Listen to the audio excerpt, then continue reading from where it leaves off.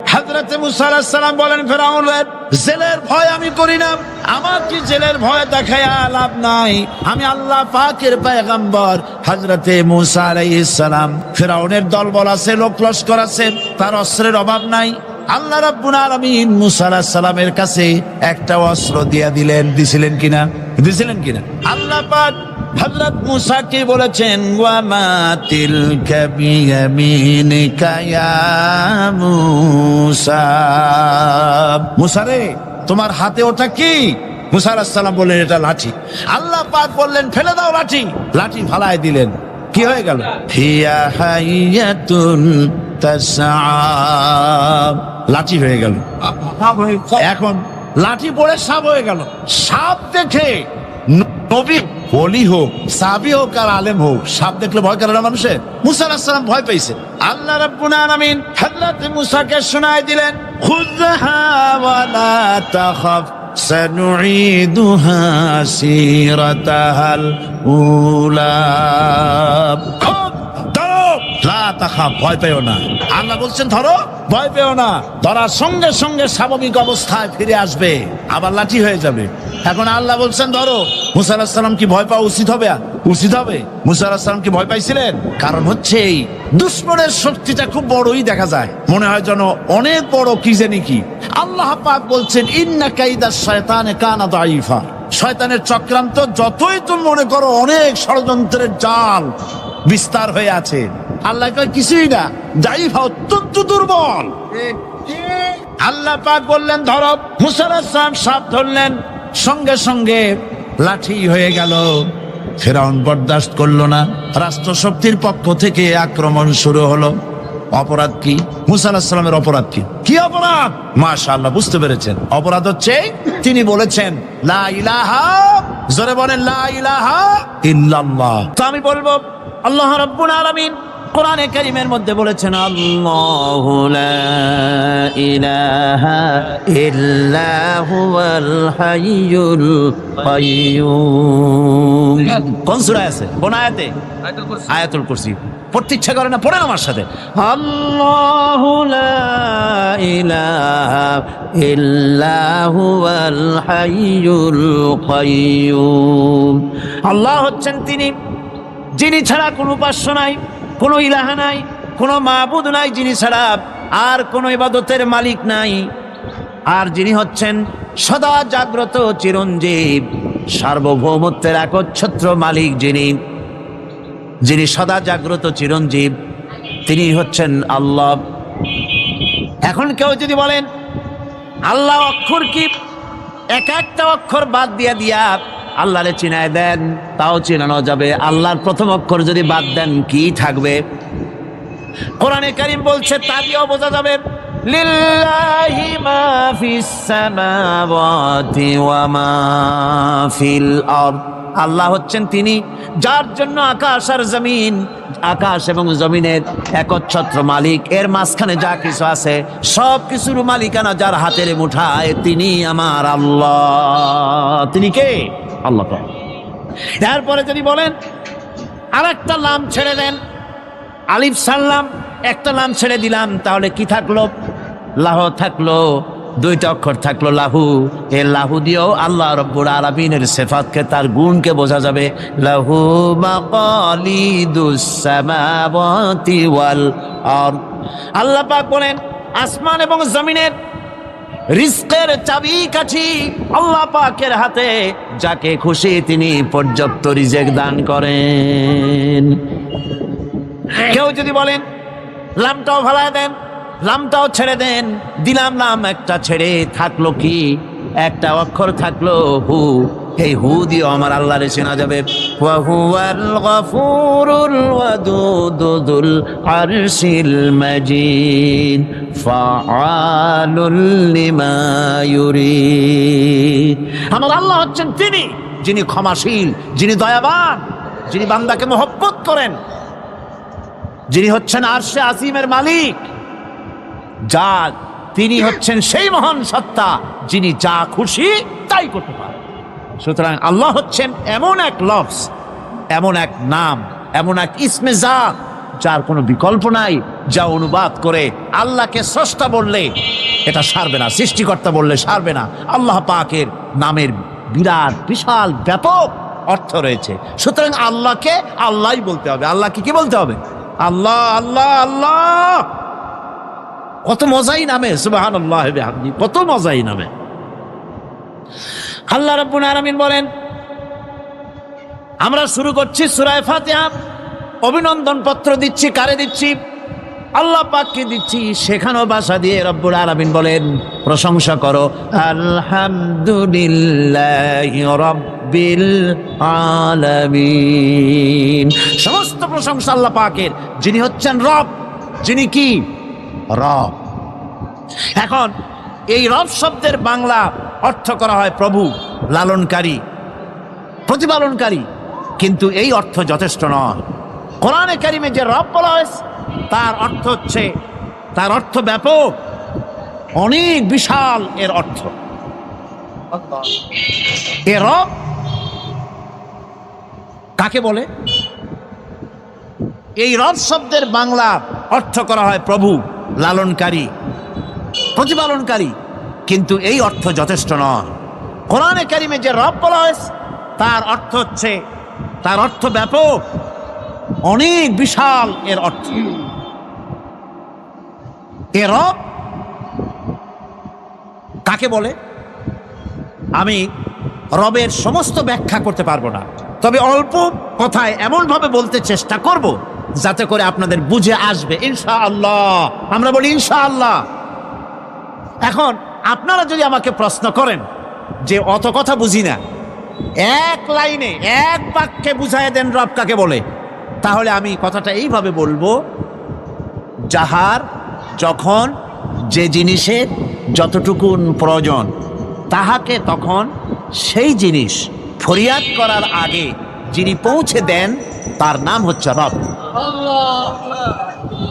এ রব হচ্ছে তার মধ্যে রুবুবিয়তের সম্পূর্ণ কোয়ালিটিতে ভর্তি। আল্লাহ পাকের মধ্যে রুবুবিয়তের কোয়ালিটি। রব শুধু সৃষ্টি করেই ছেড়ে দেন না, প্রতিপালন করেন, পূর্ণতায় পৌঁছে দেন। সুবহানাল্লাহ বলতে ইচ্ছে করে না ভাইরা? দেখেন, আল্লাহ রাব্বুল আলামিন এমন রব।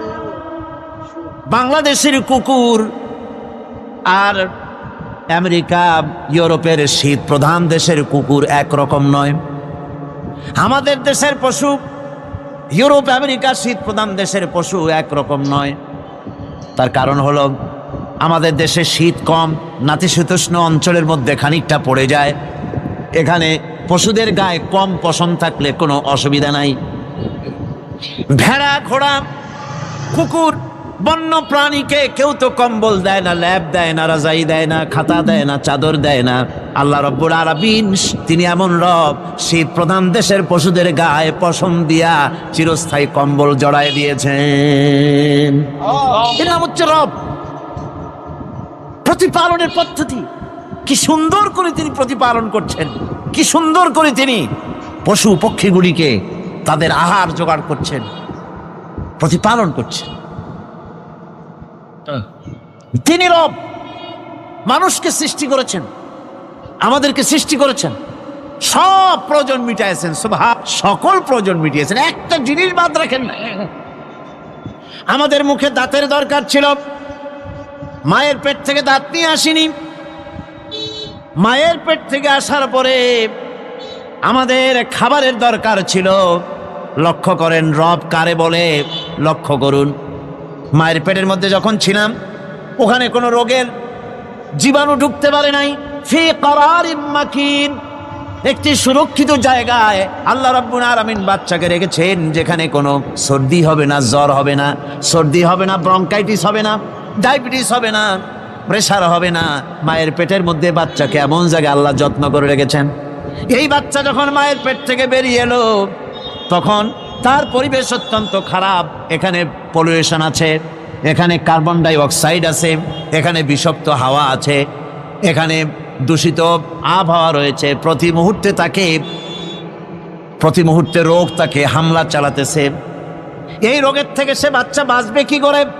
এজন্য রব্বুল আলামিন তিনি এমন রব, মায়ের বুকের মধ্যে যে খাবার তৈরি করলেন বাচ্চার, ওই খাবারের মধ্যে বাচ্চার ওষুধও আল্লাহ পাক বানায়া দিলেন।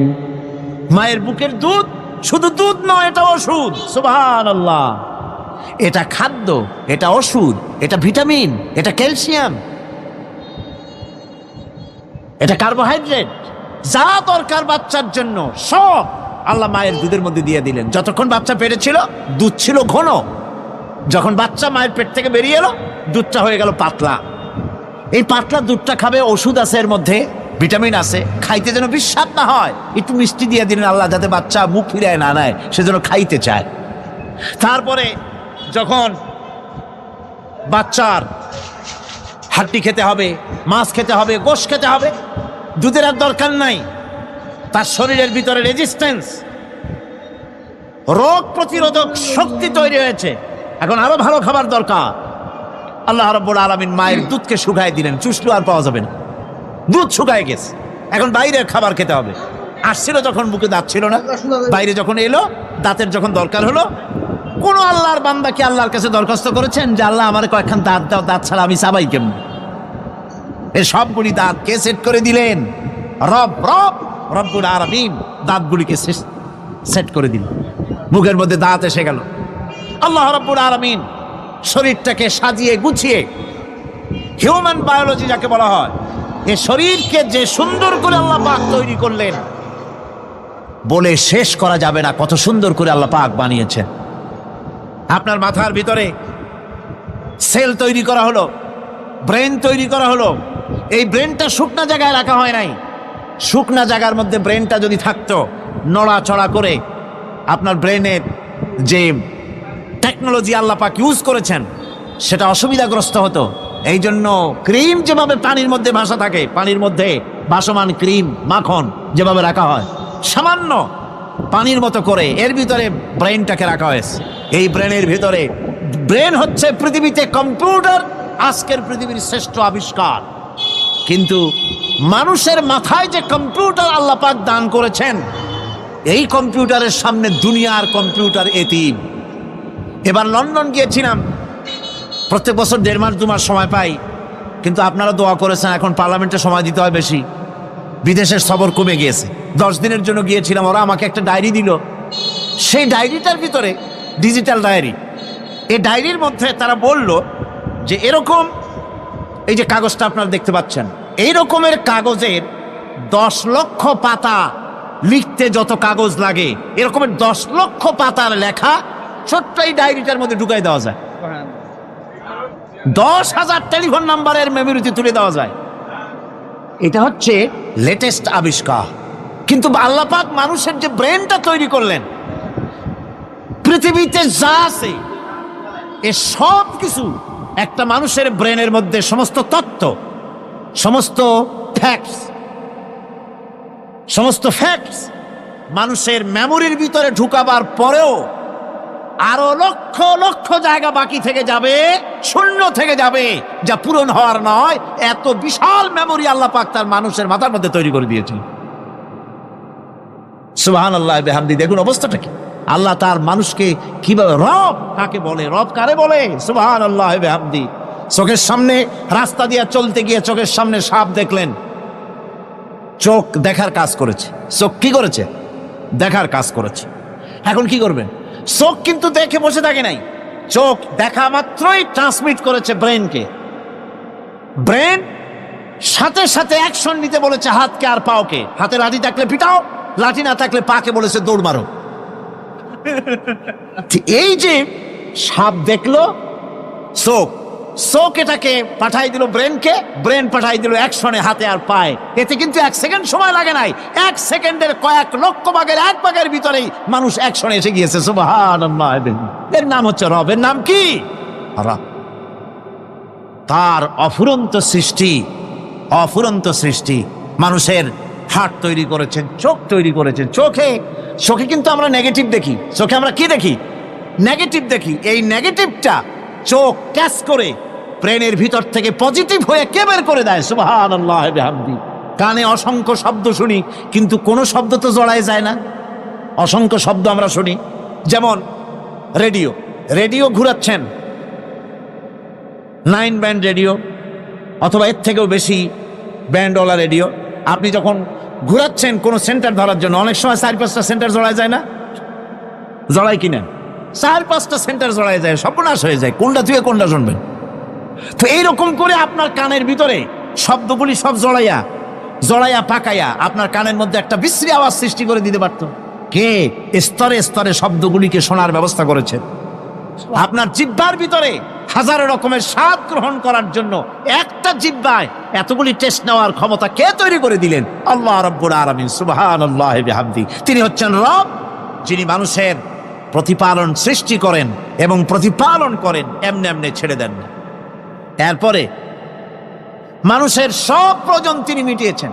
মানুষের জীবন ধারণের জন্য সব থেকে বড় প্রয়োজন পানি। সবচেয়ে বড় প্রয়োজন কি? পানি। জোরে কোন কি? পানি। জীবনের জন্য পানি এবং আর্দ্রতা, এই দুটি জিনিস অপরিহার্য, এছাড়া জীবন বাঁচবে না।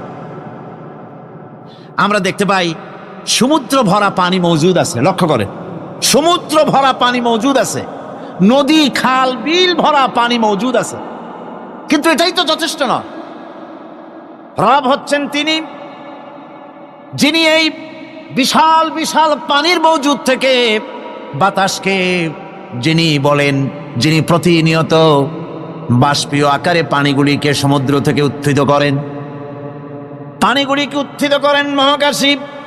আল্লাহ পাক বলেন, আল্লাহুল্লাযী আরসালার রিয়াহা ফাতুসিরু সাহাবা। বাষ্প হয়ে পানিগুলি আকাশে উত্থিত হয় এবং মহাকাশে যাওয়ার পর এই পানিগুলি, লবণাক্ত পানিগুলি আল্লাহর মেশিনে সেগুলি মিষ্টি হয়ে যায়। জোরে কোন সুবহানাল্লাহ। পানিগুলি মিষ্টি হয়ে গেল, ওই মিষ্টি পানি আল্লাহ রাব্বুল আলামিন নাজিল করে দিলেন। এবার বৃষ্টি কণা কণা হয়ে পড়লো, ফোঁটা ফোঁটা বৃষ্টি। আল্লাহ খুঁজে দেখলেন বৃষ্টির ফোঁটাগুলি পৃথিবীর প্রতিটি কণা তালাশ করে তৃষ্ণার্ত কণাগুলিকে আল্লাহ পাক ভিজায় দিলেন। সেই জন্য তার নাম হলো রব। তিনি হচ্ছেন রব, প্রয়োজন মিটান। পানি সবচেয়ে প্রয়োজন বেশি, সেই পানি আল্লাহ পাক এভাবে সরবরাহ করলেন। জমিনের চারিদিকে নদী নালা রেখেছেন, জমিনকে আর্দ্র করেছেন, জমিনের ভিতরের পানি মিষ্টি করেছেন।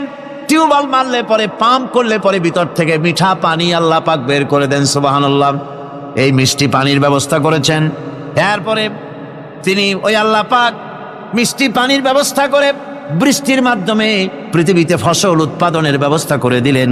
পাক কোরআনে কারীমের মধ্যে বলেছেন, ওয়াজআলনা মিনাল মাই কুল্লা শাইইন হাই। পানি দ্বারাই আমি সব বস্তুকে সজীব রাখি। বৈশিষ্ট্যের দিক থেকে পানির রয়েছে অনেক গুণ, আশ্চর্য গুণ। পৃথিবীর ৭৫% হচ্ছে পানি। আকাশ থেকে অর্থাৎ চাঁদ থেকে যখন চাঁদে ভ্রমণকারীরা যখন ছবি তুলেছে, তো সেই ছবিতে ব্লু রং এসেছে বেশি, সবুজ এসেছে কম। সবুজ হলো গাছপালা, আর ব্লু হচ্ছে পানি। সমুদ্রের পানির রং হচ্ছে নীল। মানুষের শরীরের ভিতরে ৬০% পানি, গাছের মধ্যে রয়েছে পানি। পানি ছাড়া পৃথিবীর বাঁচার কোনো পথ নাই। আবার দেখেন, প্রচন্ড শীতের কারণে, ঠান্ডার কারণে যেসব এলাকায়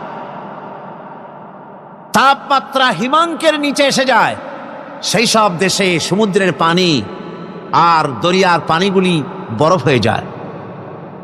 এই বরফ যখন হতে থাকে, তখন পানি তার নিজের তাপকে নিচের দিকে ছুটতে থাকে। উপরের তাপ বরফ হয়ে যায় ঠান্ডা, আর নিচে তাপ বিচ্ছুরিত করে দিয়ে পানির ভিতরে যত জলজ প্রাণী আছে আর উদ্ভিদ আছে, সবগুলিকে বাঁচায় রাখার ব্যবস্থা আল্লাহ রাব্বুল আলামিন এভাবে করে থাকে। এবার আল্লাহ রাব্বুল আলামিন বলছেন, এই পানি ছাড়া মানুষ বাঁচে না, প্রাণী বাঁচে না। পানি এমন এক জিনিস, এমন এক নিয়ামত আমি দান করলাম। আল্লাহ পাক বলেন, কুল আরাআইতুম ইন আসবাহা মাউকুম গাওরান ফামান ইয়াতিকুম বিমাইন মাইন। বলো দেখি, সবে শুকাইয়া যদি যায় এই জমিনের পানি, তাহলে হেথায় তটনির ধারা কে দিবে সবারে আনি। এই পৃথিবীর নদী নালা খাল বিল জমিনের আভ্যন্তরীণ দিকে পানিগুলি যদি আমি আল্লাহ রাব্বুল আলামিন শুকায় দেই, তাহলে আমি আল্লাহ ছাড়া এমন কে আছে যে নতুন করে আবার পানির আমদানি করে দিতে পারে? আছে কেউ? আজ পানির শূন্যতা আমাদের দেশে দেখা যাচ্ছে। পানি আস্তে আস্তে কমে যাচ্ছে, আস্তে আস্তে পানি শেষ হয়ে যাচ্ছে।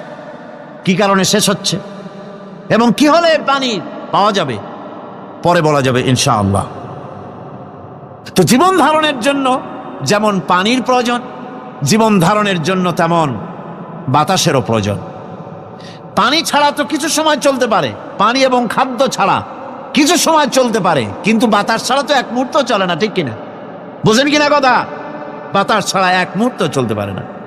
অথচ আল্লাহ রাব্বুল আলামিন এই বাতাস দিয়ে গোটা আকাশকে, শূন্য জায়গাগুলি বাতাস দিয়ে ভরে রেখেছেন, যাতে করে কারো বাতাসের কোনো অসুবিধা না হয়, শ্বাস করতে কোনো কষ্ট না হয়। প্রাণী জগৎকে বাতাস দিয়ে বাঁচিয়ে রাখার জন্য আল্লাহ পাক মহাশূন্যকে এভাবে সব এলাকা বাতাস দিয়ে ভরে রেখেছেন। এই জন্য তার নাম হচ্ছে রব। এটাই হচ্ছে রুবুবিয়তের নমুনা। আমার ভাইয়েরা, আল্লাহ রাব্বুল আলামিন পানি দিলেন, বাতাস দিলেন, খাদ্যের ব্যবস্থা করে দিলেন।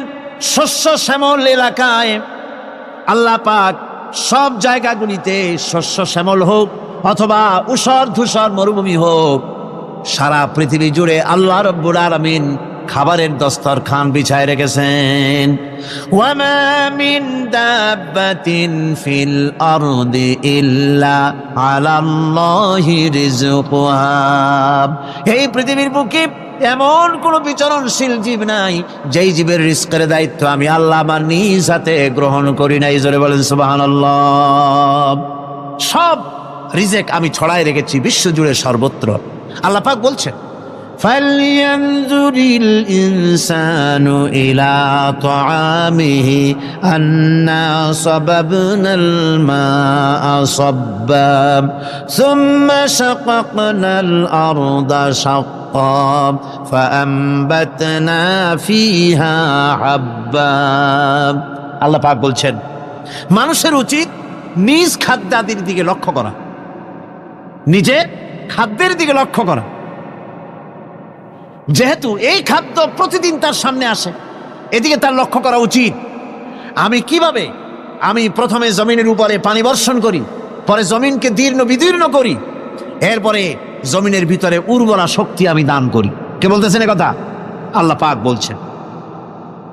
এরপরে আমি নানান জাতের ফসল ফলন তোমাদের জন্য আমি দান করে দেই। খাদ্যের দিকে নজর করতেই জন্য আল্লাহ পাক বলেছেন, মানুষ চতুর্দিক থেকে তো চোখ ফিরাতে পারে, মুখ ফিরাতে পারে, কিন্তু খাদ্যের দিকে তার নজর করতেই হয়। সকালে, দুপুরে, বিকালে, রাত্রে সব সময় তার সামনে খাবার আছে। আল্লাহ পাক বলেন, খাবারের দিকে একটু নজর করো, কেমনভাবে কি সুন্দর করে খাবারগুলি তৈরি করে দিয়েছি, শুরু কিভাবে হলো, পরিপক্ক কিভাবে হলো, সেদিকে তোমরা লক্ষ্য করো। সে লক্ষ্য তো করা নাই, সমানে খায়, বিসমিল্লাহ বলে না, আলহামদুলিল্লাহ বলে না, পাইকারি দরে খাইতেই থাকে। আল্লাহ পাক বলছেন, খাদ্যাদির দিকে লক্ষ্য করো। এই যে চাউল তোমরা খাচ্ছ, আটা খাচ্ছ, গম খাচ্ছ, মাছ খাচ্ছ, গোশ খাচ্ছ, তাম পৃথিবীর সমস্ত বিজ্ঞানীরা একত্রিত হয়ে একটা চাউল বানাইতে পারবে? জোরে কোন পারবে? না পারবে। পারবে? প্লাস্টিকের চাউল খাবে আর কলেরা হয়ে মরবে। পৃথিবীর সমস্ত বিজ্ঞানীরা একত্রিত হয়ে একটি চাউল বানাতে পারবে না, একটা ডিম বানাতে পারবে না। পারবে একটা ডিম বানাতে? পারবে না। বিজ্ঞানীদের প্রশংসা আমরা করি, হ্যাঁ করি, বিজ্ঞানীরা অনেক কিছু বিশ্বকে উপহার দিয়েছে, কিন্তু মূল রবের কাছে আমরা যাই না, তাকে চিনতেও পারি না, সেখানে যাই না। বিজ্ঞানীরা কি করেছে? আল্লাহর বানানো জিনিসগুলি তারা ডিজাইন করেছে। ডিজাইন করতে তো নিষেধ নাই, আর ডিজাইন করাই যায়, সৃষ্টি করতে পারে না। বিজ্ঞানীরা সৃষ্টি করে নাই, ডিজাইন করেছে। কিরকম? আল্লাহ পাক চাউল তৈরি করেছেন। চাউল তৈরি করেছে কে? বলেন না সবাই। এখন আপনারা সেই চাউল দিয়ে পিঠা বানান, পায়েস বানান, সেই চাউল দিয়ে ভাপা পিঠা, আরো কি যেন খায় চট্টগ্রামে রস দিয়ে, ওটাকে কি কয়? ধুই পিঠা না কেন? ধোঁয়া পিঠা। তো এইভাবে করে আপনি ডিজাইন তৈরি করছেন, আটা দিচ্ছে, আল্লাহ পাক আটা তৈরি করেছেন, গম দিয়েছেন, এই আটা দিয়ে গোলগোল্লা তৈরি হচ্ছে, এর দ্বারা রুটি তৈরি হচ্ছে, এর দ্বারা অসংখ্য রকমের সিমাই টিমাই ইত্যাদি দিয়ে, লাচ্ছা সিমাই, নানান রকমের সিমাই আপনি ডিজাইন করেন, অসুবিধা নাই।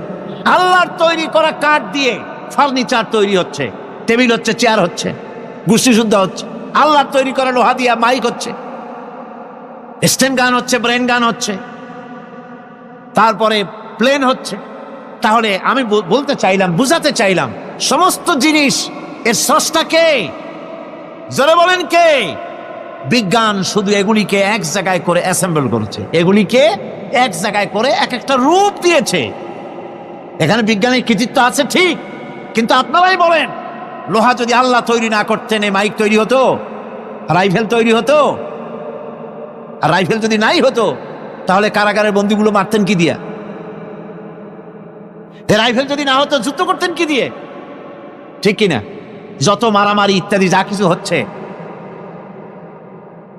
তো শুধু মারামারির জন্যই তো আল্লাহ লোহা বানান নাই। লোহার সবচাইতে বড় প্রয়োজন হচ্ছে জমিন কর্ষণ করা, জমিন চাষ করা। এই জমিন চাষের জন্য লাঙ্গল দরকার, শাবল দরকার, খন্তা দরকার, কোদাল দরকার। এই লোহার দামকেও আল্লাহ পাক এত লোহা বেশি দিয়েছেন, যার জন্য লোহার দাম কম। সোনা কম দিয়েছেন, যেহেতু সোনার প্রয়োজনীয়তা কম, লোহার প্রয়োজনীয়তা বেশি, এই জন্য লোহা বেশি দিয়েছেন, দামটা কমে গেছে, যার জন্য আপনার আমার জন্য কিনে ব্যবহারটা সহজ হয়েছে। কথা ঠিক কিনা বন্ধুগণ? আল্লাহ রাব্বুল আলামিন এইভাবে করে মানুষের রুবুবিয়াতটা, আল্লাহ পাকের রুবুবিয়াত হচ্ছে এই, তিনি মানুষকে সুন্দর করে সৃষ্টি করে যা কিছু প্রয়োজন সবকিছু খাওয়াচ্ছেন, দিচ্ছেন। সে আল্লাহ পাক প্রশ্ন করছেন, কুল মান ইয়ারযুকুকুম মিনাস সামাই ওয়াল আরদ আম্মান ইয়ামলিকুস সামআ ওয়াল আবসারা ওয়া মান ইয়াখরুজুল হাইয়্যা মিনাল মাইয়িতি ওয়া ইউখরিজুল মাইয়িতা মিনাল হাইয়্য। আকাশের প্রশস্ত বুক থেকে এবং জমিনের এই প্রশস্ত বুক থেকে কে রিজেক, তোমাদের খাদ্যকে উৎপাদন করে? কে নির্জীব থেকে সজীবকে বের করেন?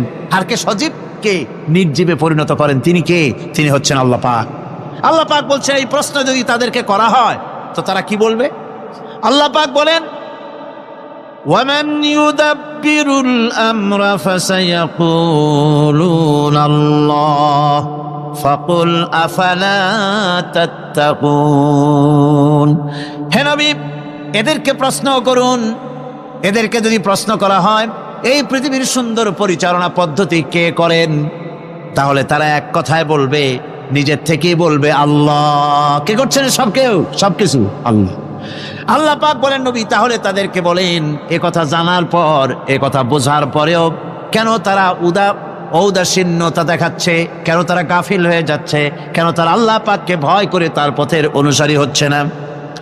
যে আল্লাহ রাব্বুল আলামিন এত কিছু করছেন, তিনি তার পরিচয় সম্পর্কে বলে দিচ্ছেন, ফাযালিকুমুল্লাহু রাব্বুকুমুল হক ফামাযা বা'দাল হক ইল্লাদ দালাল। নিশ্চয়ই এসবের মূলে রয়েছেন তোমাদের রব, আমাদের আল্লাহ, আমাদের রব। সুতরাং উজ্জ্বল সত্য প্রকাশিত হওয়ার পর গোমরাহি ছাড়া আর কিছুই বাকি থাকে না। সুতরাং যারা সত্যের পথের অনুসরণ করতে চায়, রবকে চিনতে হবে, আল্লাহ পাককে জানতে হবে এবং তাকে অনুসরণ করতে হবে, তাকে রব হিসাবে চিনতে হবে। আমার বন্ধুগণ, এটা হচ্ছে সেই রুবুবিয়াত ইলাহি যার দিকে হযরত মূসা আলাইহিস সালাম ইঙ্গিত করেছিলেন ফেরাউন যখন তাকে প্রশ্ন করেছিলেন, ফামান রাব্বুকুমা ইয়া মূসা। হে মূসা, তোমাদের দুজনের রব কে? তোমাদের রব, তোমাদের প্রভু কে? তিনি জবাব দিলেন, রব্বুনাল্লাযী আ'তা কুল্লা শাইইন খালকাহু সুম্মা হাদা। রব হচ্ছেন আমাদের তিনি, যিনি নাকি আমাদের প্রতিপালক, আমাদেরকে সৃষ্টি করেছেন এবং আমাদেরকে হেদায়েত দিয়েছেন, সঠিক পথের দিশা দিয়েছেন। এখানে হেদায়েত হচ্ছে, এখানে হেদায়েত শব্দের অর্থ হচ্ছে সৃষ্টি শুধু করেন নাই, তাকে চলার, তার খাদ্য অনুসন্ধানের, তাকে বেঁচে থাকার সবকিছুর উপকরণ এর কমন সেন্স, এর সাধারণ জ্ঞান আল্লাহ পাক তার সাথে দিয়েছেন, তিনি হচ্ছে রব। আচ্ছা, একটা দৃষ্টান্ত দেই। এই হেদায়েতটা কি? এই হেদায়েতটা হচ্ছে, আপনাদের বাড়িতে যদি কারো বিড়াল থাকে, বিড়াল, বিড়াল বোঝেন তো না কি বলে এখানে? বিড়াল, বিলাই নাকি বলে, বিড়াল। এই বিড়াল যদি আপনাদের কারো বাড়িতে থাকে, তো বিড়ালের প্রসবকালীন অবস্থা দেখবেন, বিড়ালের প্রসব হবে, বাচ্চা দেবে।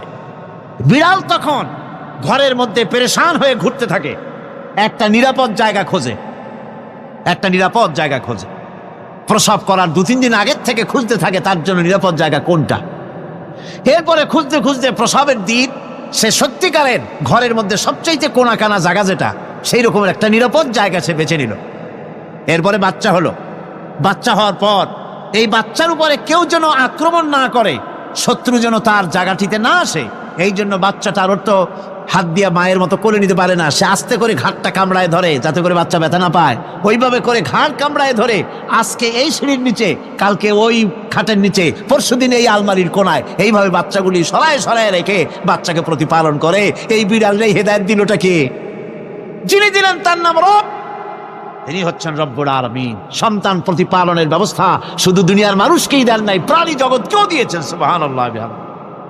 বলেন বলেন, মুরগির বাচ্চা হলো, ডিমের থেকে বাচ্চা বেরোলো, এই বাচ্চাগুলি হয়েছে গতকাল, আজকে বাচ্চাগুলি আদার খাচ্ছে মায়ের সাথে। হঠাৎ করে একটা চিল এলো আর ওর মা একটা সিগন্যাল মারলো, সাথে সাথে বাচ্চাগুলি দৌড়াইয়া এমন পলান দিল, আপনি তো ভালো একাদশীর বাপেও তালাশ করে পাবে না যে মুরগির বাচ্চা পলাইল কই।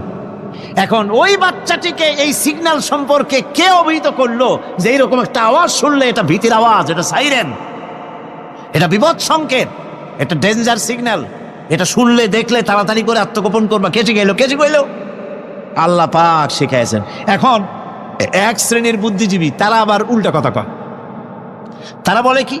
তারা বলে যে মুরগি বাচ্চা, এই বাচ্চা যে দৌড় মারলো, এখানে আল্লাহ এইসব কিছু নাই, নাউযুবিল্লাহ মিন যালিক। তো এখানে কি আছে? কয় যে এখানে বিষয়টা হলো এই যে এই মুরগি আর মোরগ, ওর বাপ মা, এই দুজনের মধ্যে আছে সিলের ভয়, আছে শিয়ালের ভয়।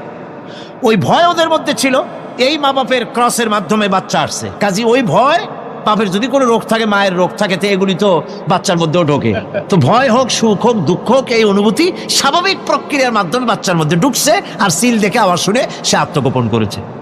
এইটা আমি পড়িয়া আমি আমার আলোচনা এক জায়গায় বললাম বুদ্ধিজীবীদের উদ্দেশ্যে, যদি সত্যিই তাই হয়, মোরগ আর মুরগি মা বাবার মধ্যেই ভয় আছে বলে বাচ্চার মধ্যেই ভয় ঢুকছে, সেই জন্য সে আত্মগোপন করছে, তাহলে আবার মানুষের ব্যাপারে কথাটা আনি, মানুষেরা সাপেরে ভয় করে না মহব্বত করে? কথার জবাব দিলে না, যখন তখন মনে হয় আপনারা সাপ বুঝি ভালোবাসেন। সাপ আমরা সকলেই ভয় পাই, মায়ও ভয় পায়, বাবাও ভয় পায়।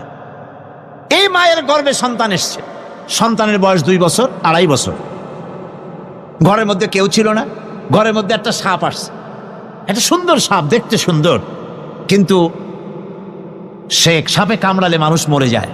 ওই সাপটা মাথা উঁচু করে ফোনা ধরেছে, এই বাচ্চাটা কি সাপ দেখে দৌড় মারবে, না বাচ্চাটা ওই সাপটাকে ধরার জন্য সে এগিয়ে যাবে? কোনটা করবে? এগিয়ে যাবে। তাহলে মা বাপের ভয়, তাদের মা বাপের রক্তের মধ্যে, শিরার মধ্যে, সব জায়গায় সাপের ভয়, তার মাধ্যমে বাচ্চা এসে ওই বাচ্চার মধ্যে সাপের মহব্বত হইল কেন, ভয় হইল না কেন বাচ্চা অবস্থায়? সুবহানাল্লাহ। আমার বন্ধুগণ, মুরগির বাচ্চাকে হেফাজত করার জন্য বুদ্ধিমান প্রাণী মানুষ তার কাছে নাই বলে আল্লাহ রব্বুল আলামিন তারে বাচ্চা অবস্থা থেকে বোঝার তৌফিক দিয়েছেন কোনটা ভয়ের আওয়াজ, কোনটা হলো বিপদের আওয়াজ। মানব সন্তানের প্রতিপালন করার জন্য তার মার বাবা আছে বলে ওই রকম করে পশুদের মতো আল্লাহ বানান নাই, তাকে হেফাজত করার জন্য মা বাপ আছে বলে এই দায়িত্ব আল্লাহ পাক মা বাপের উপরে ছেড়ে দিয়েছেন। মা বাপ তাকে হেফাজত করে। রুবুবিয়তের প্রতিপালন, হেদায়েতের এই প্রতিপালন আল্লাহ পাক মানুষকে এভাবে করে তাদেরকে হেদায়েত দিয়েছেন, তার পথের চলার দিশা দিয়েছেন।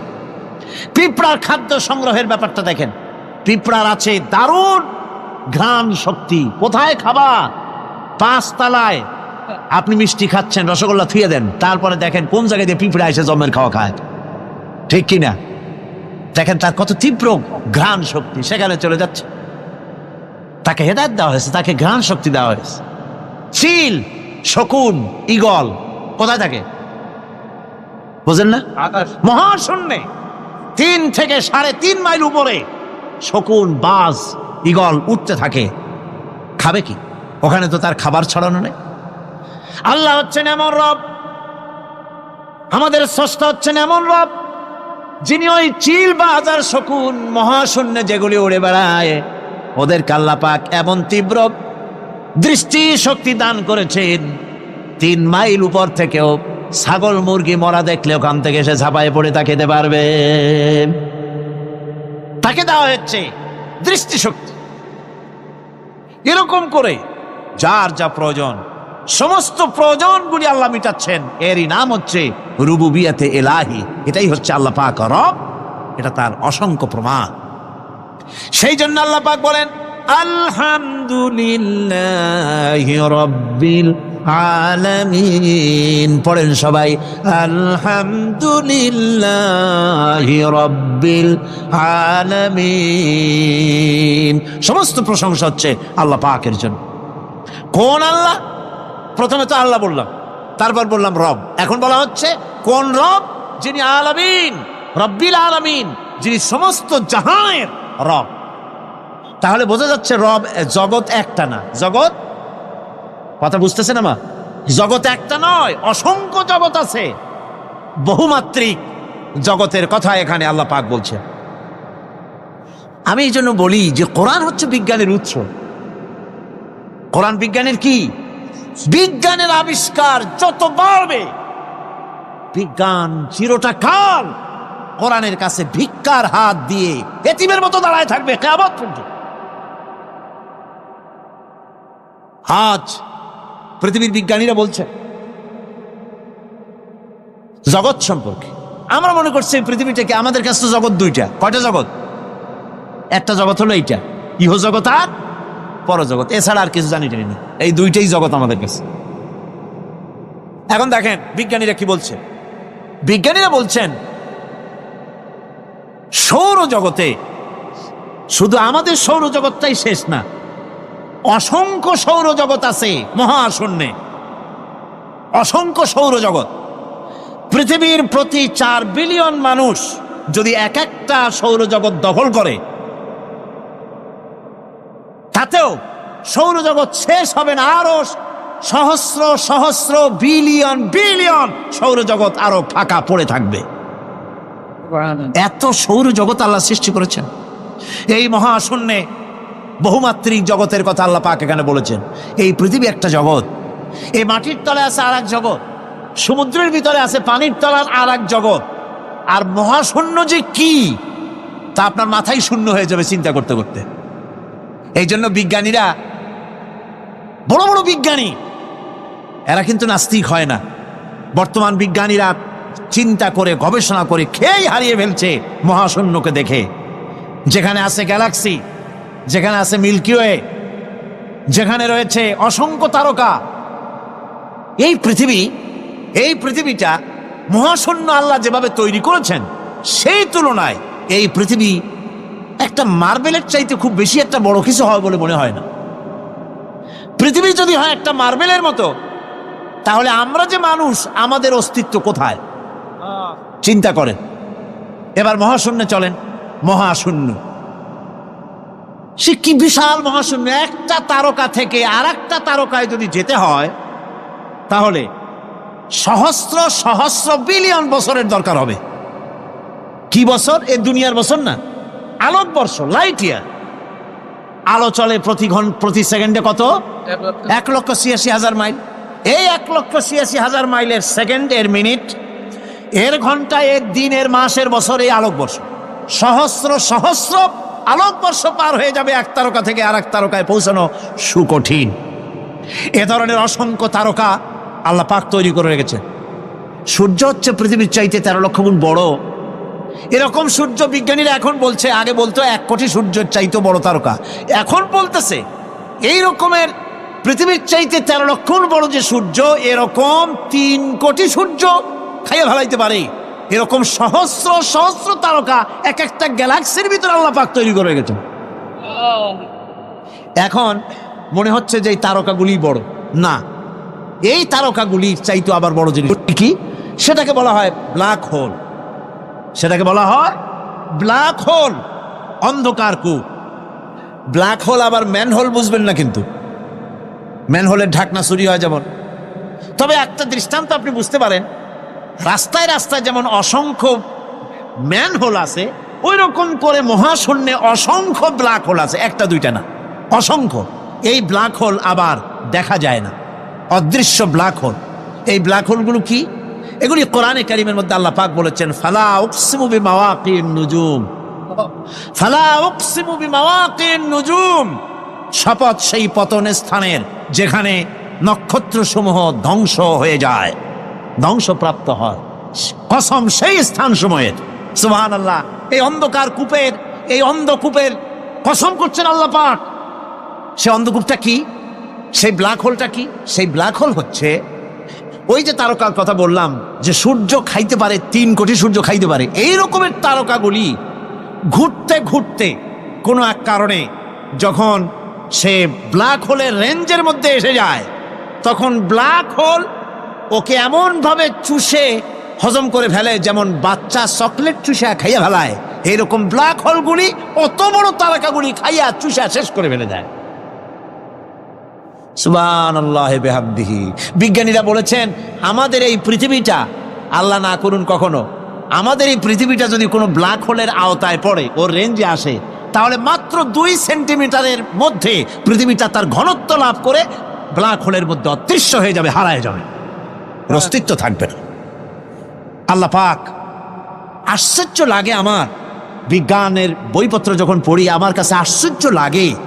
1400 বছর আগে নবী কোনো বিজ্ঞানাগারে পড়াশোনা করেন নাই, কোন সায়েন্স নিয়ে রিসার্চ করেন নাই, সেই নবীর মুখ থেকে এমন বিজ্ঞানময় কোরআন আল্লাহ বের করালেন, যা আজকের পৃথিবীর মডার্ন যুগের বিজ্ঞানীরা কোরআনের কাছে এতিম হয়ে দাঁড়ায় আছে।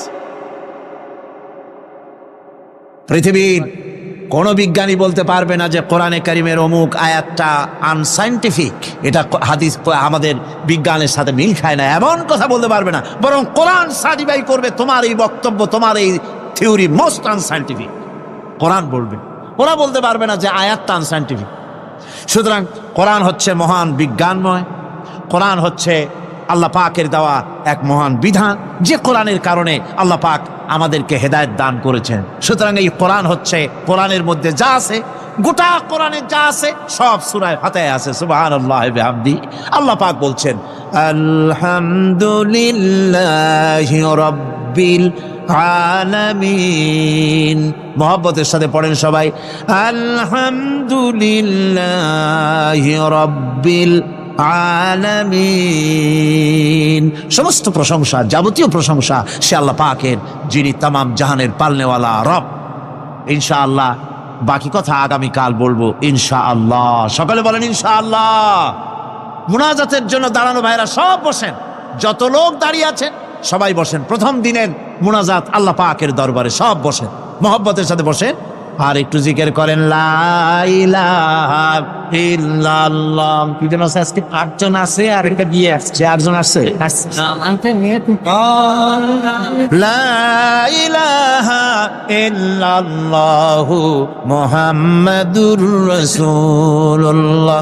3 বন্ধু সফর করতে করতে অনেক দূর পর্যন্ত পৌঁছে গিয়েছে, গভীর রজনী হয়ে গিয়েছে। 3 বন্ধু চিন্তা করলে এখন কোথায় যাব। হঠাৎ করে ঝড় তুফানের কবলে পড়েছে, জিন্দেগি যায় যায়, জীবন ধ্বংস হয়ে যায়, পৃথিবী উল্টে যায়, এমন ঝড় তুফান শুরু হয়ে গিয়েছে। 3 বন্ধু বাঁচবার জন্য বহুত পথ আর পদ্ধতি খুঁজলো, কোথাও পেল না। শেষ পর্যন্ত 3 বন্ধু মিলে পাহাড়ের উপরে একটা বিশাল গর্তের ভিতরে প্রবেশ করেছে। গর্তের ভিতরে যখন প্রবেশ করেছে নিজেকে বাঁচাবার জন্য, হঠাৎ করে পাহাড়ের উপর থেকে বিশাল বড় একটা পাথর এসে তাদের গর্তের মুখটাকে বন্ধ করে দিল। রাত কাটিয়ে দিয়েছে, ঝড় তুফান থেমে গিয়েছে। তারা যখন বের হবে, পৃথিবীর সঙ্গে তাদের কানেক্টিংটা ফেল হয়ে গিয়েছে, কানেকশন হয় না। এমন গর্তে ঢুকেছে, পৃথিবীতে কি ঘটতেছে তারা বলতে পারে না, কারণ বিশাল বড় পাথর তাদের গর্তের মুখটাকে বন্ধ করে দিল। তিন বন্ধু মিলে একসাথে ধাক্কা দিতে লাগলো। প্রত্যেকটা মানুষের শরীরের লোমকূপের গোড়া থেকে ঘাম বের হয়ে গিয়েছে, কিন্তু সরিষার দানা পরিমাণ ওই পাথরটাকে নড়ানো যায় নাই। আল্লাহ রব্বুল ইজ্জতুল জালালের পরীক্ষা তাদের জন্য মুত্তাসিল হয়ে গেল। রব এইভাবে মানুষের দিলের পরীক্ষা নিয়ে থাকে। আমার বন্ধুগণ, তিনজন মিলে পরামর্শ করলো আর বাঁচা যাবে না। দীর্ঘক্ষণ চলে গেল, মরে যাবার মতো উপক্রম, পানিও নাই, খাবারও নাই, দম বন্ধ হয়ে যায়, অক্সিজেন নাই। তিন বন্ধু মিলে চোখের পানি ছেড়ে কান্না করে গভীর রজনীতে সেজদায় পড়ে গর্তের ভিতরে আল্লাহ কি ডাক দিয়ে বলেছে, আল্লাহ, জিন্দেগিতে অপরাধের শেষ নাই, এমন কোন অপরাধ করি নাই যা তোমার কাছে জানা নাই। রব, সব তো আমরা করছি, কিন্তু বিপদে পড়ে দেখছি এখন তো আমার সন্তানও আমাকে বাঁচাতে পারবে না, স্ত্রী, মা, বাবা, আত্মীয় স্বজন কেউ বাঁচাতে পারবে না। এই গর্তের ভিতরে আমাদের খবর পৃথিবীর কোনো মানুষ জানে না, একমাত্র তুমি ছাড়া।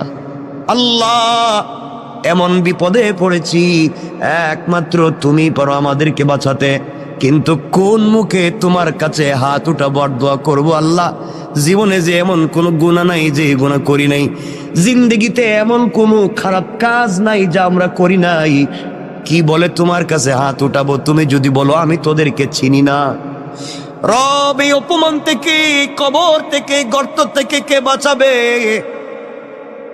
তিনজন মিলে পরামর্শ করে সিদ্ধান্ত নিয়েছে, আমাদের জিন্দেগিতে যদি এমন একটা কাজ থাকে রে, যেই কাজটা একমাত্র আল্লাহরে সন্তুষ্ট করবার জন্য করছিলাম, পৃথিবীর কোন মানুষকে দেখাবার জন্য করি নাই, এমন যদি কারো জীবনে একটা মাত্র কাজ থাকে, কয়টা? সবাই বলা লাগবে কয়টা? এমনকি আমাদের জিন্দেগিতে যদি একটা মাত্র ভালো কাজ থাকে, যেটা একমাত্র রবকে সন্তুষ্ট করবার জন্য করেছি, আজকে ওই কাজের ওসিলা নিয়ে রবের কাছে চাইব।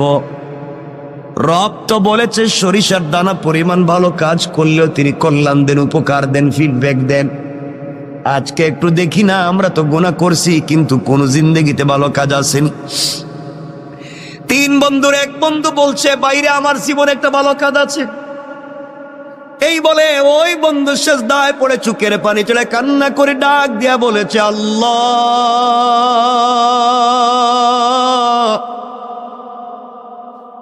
আমার জিন্দেগিতে একটা ভালো কাজের কথা আমার মনে পড়েছে। রব, আমার মন বলছে এই কাজটা একমাত্র তোমার জন্য আমি করছি, পৃথিবীর কেউ আমাকে বাধা দিতে পারবে না। আয় আল্লাহ, আমার চাচাতো বোন, যাকে আমি প্রাপ্ত বয়স্ক হওয়া থেকে যার পিছনে লেগে আছি, যাকে একটা বার স্পর্শ করতে চাই, একটা বার আলিঙ্গন করতে চাই, আমি তার সঙ্গে জেনা করতে চাই, মেলামেশা করতে চাই, তার মতো সুন্দরী মেয়ে আর নাই। কিন্তু আল্লাহ, কোনোদিন তাকে আমার ভাগে নিয়ে আসতে পারলাম না, কোনোভাবে কথা বলে ফুসলাতে পারলাম না। আমার ওই চাচাতো বোনের বিয়ে হয়ে গিয়েছে।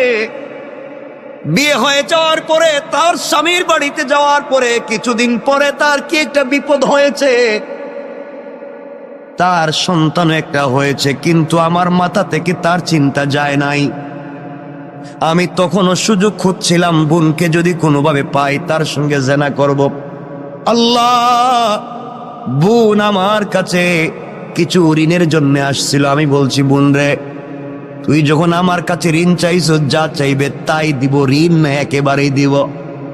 বিনিময়ে তোমার কাছ থেকে আমি পার্সোনাল কিছু সময় চাই, পার্সোনাল টাইম চাই। তুমি কি আমাকে একাকিত্বে, নির্জনে আমাকে সময় দিতে পারবা? আয় আল্লাহ তাআলা, আমার বোন দেখেছে এই পৃথিবীতে এই মুহূর্তে টাকা ছাড়া তার সন্তান বাঁচবে না, তার পরিবার চলবে না।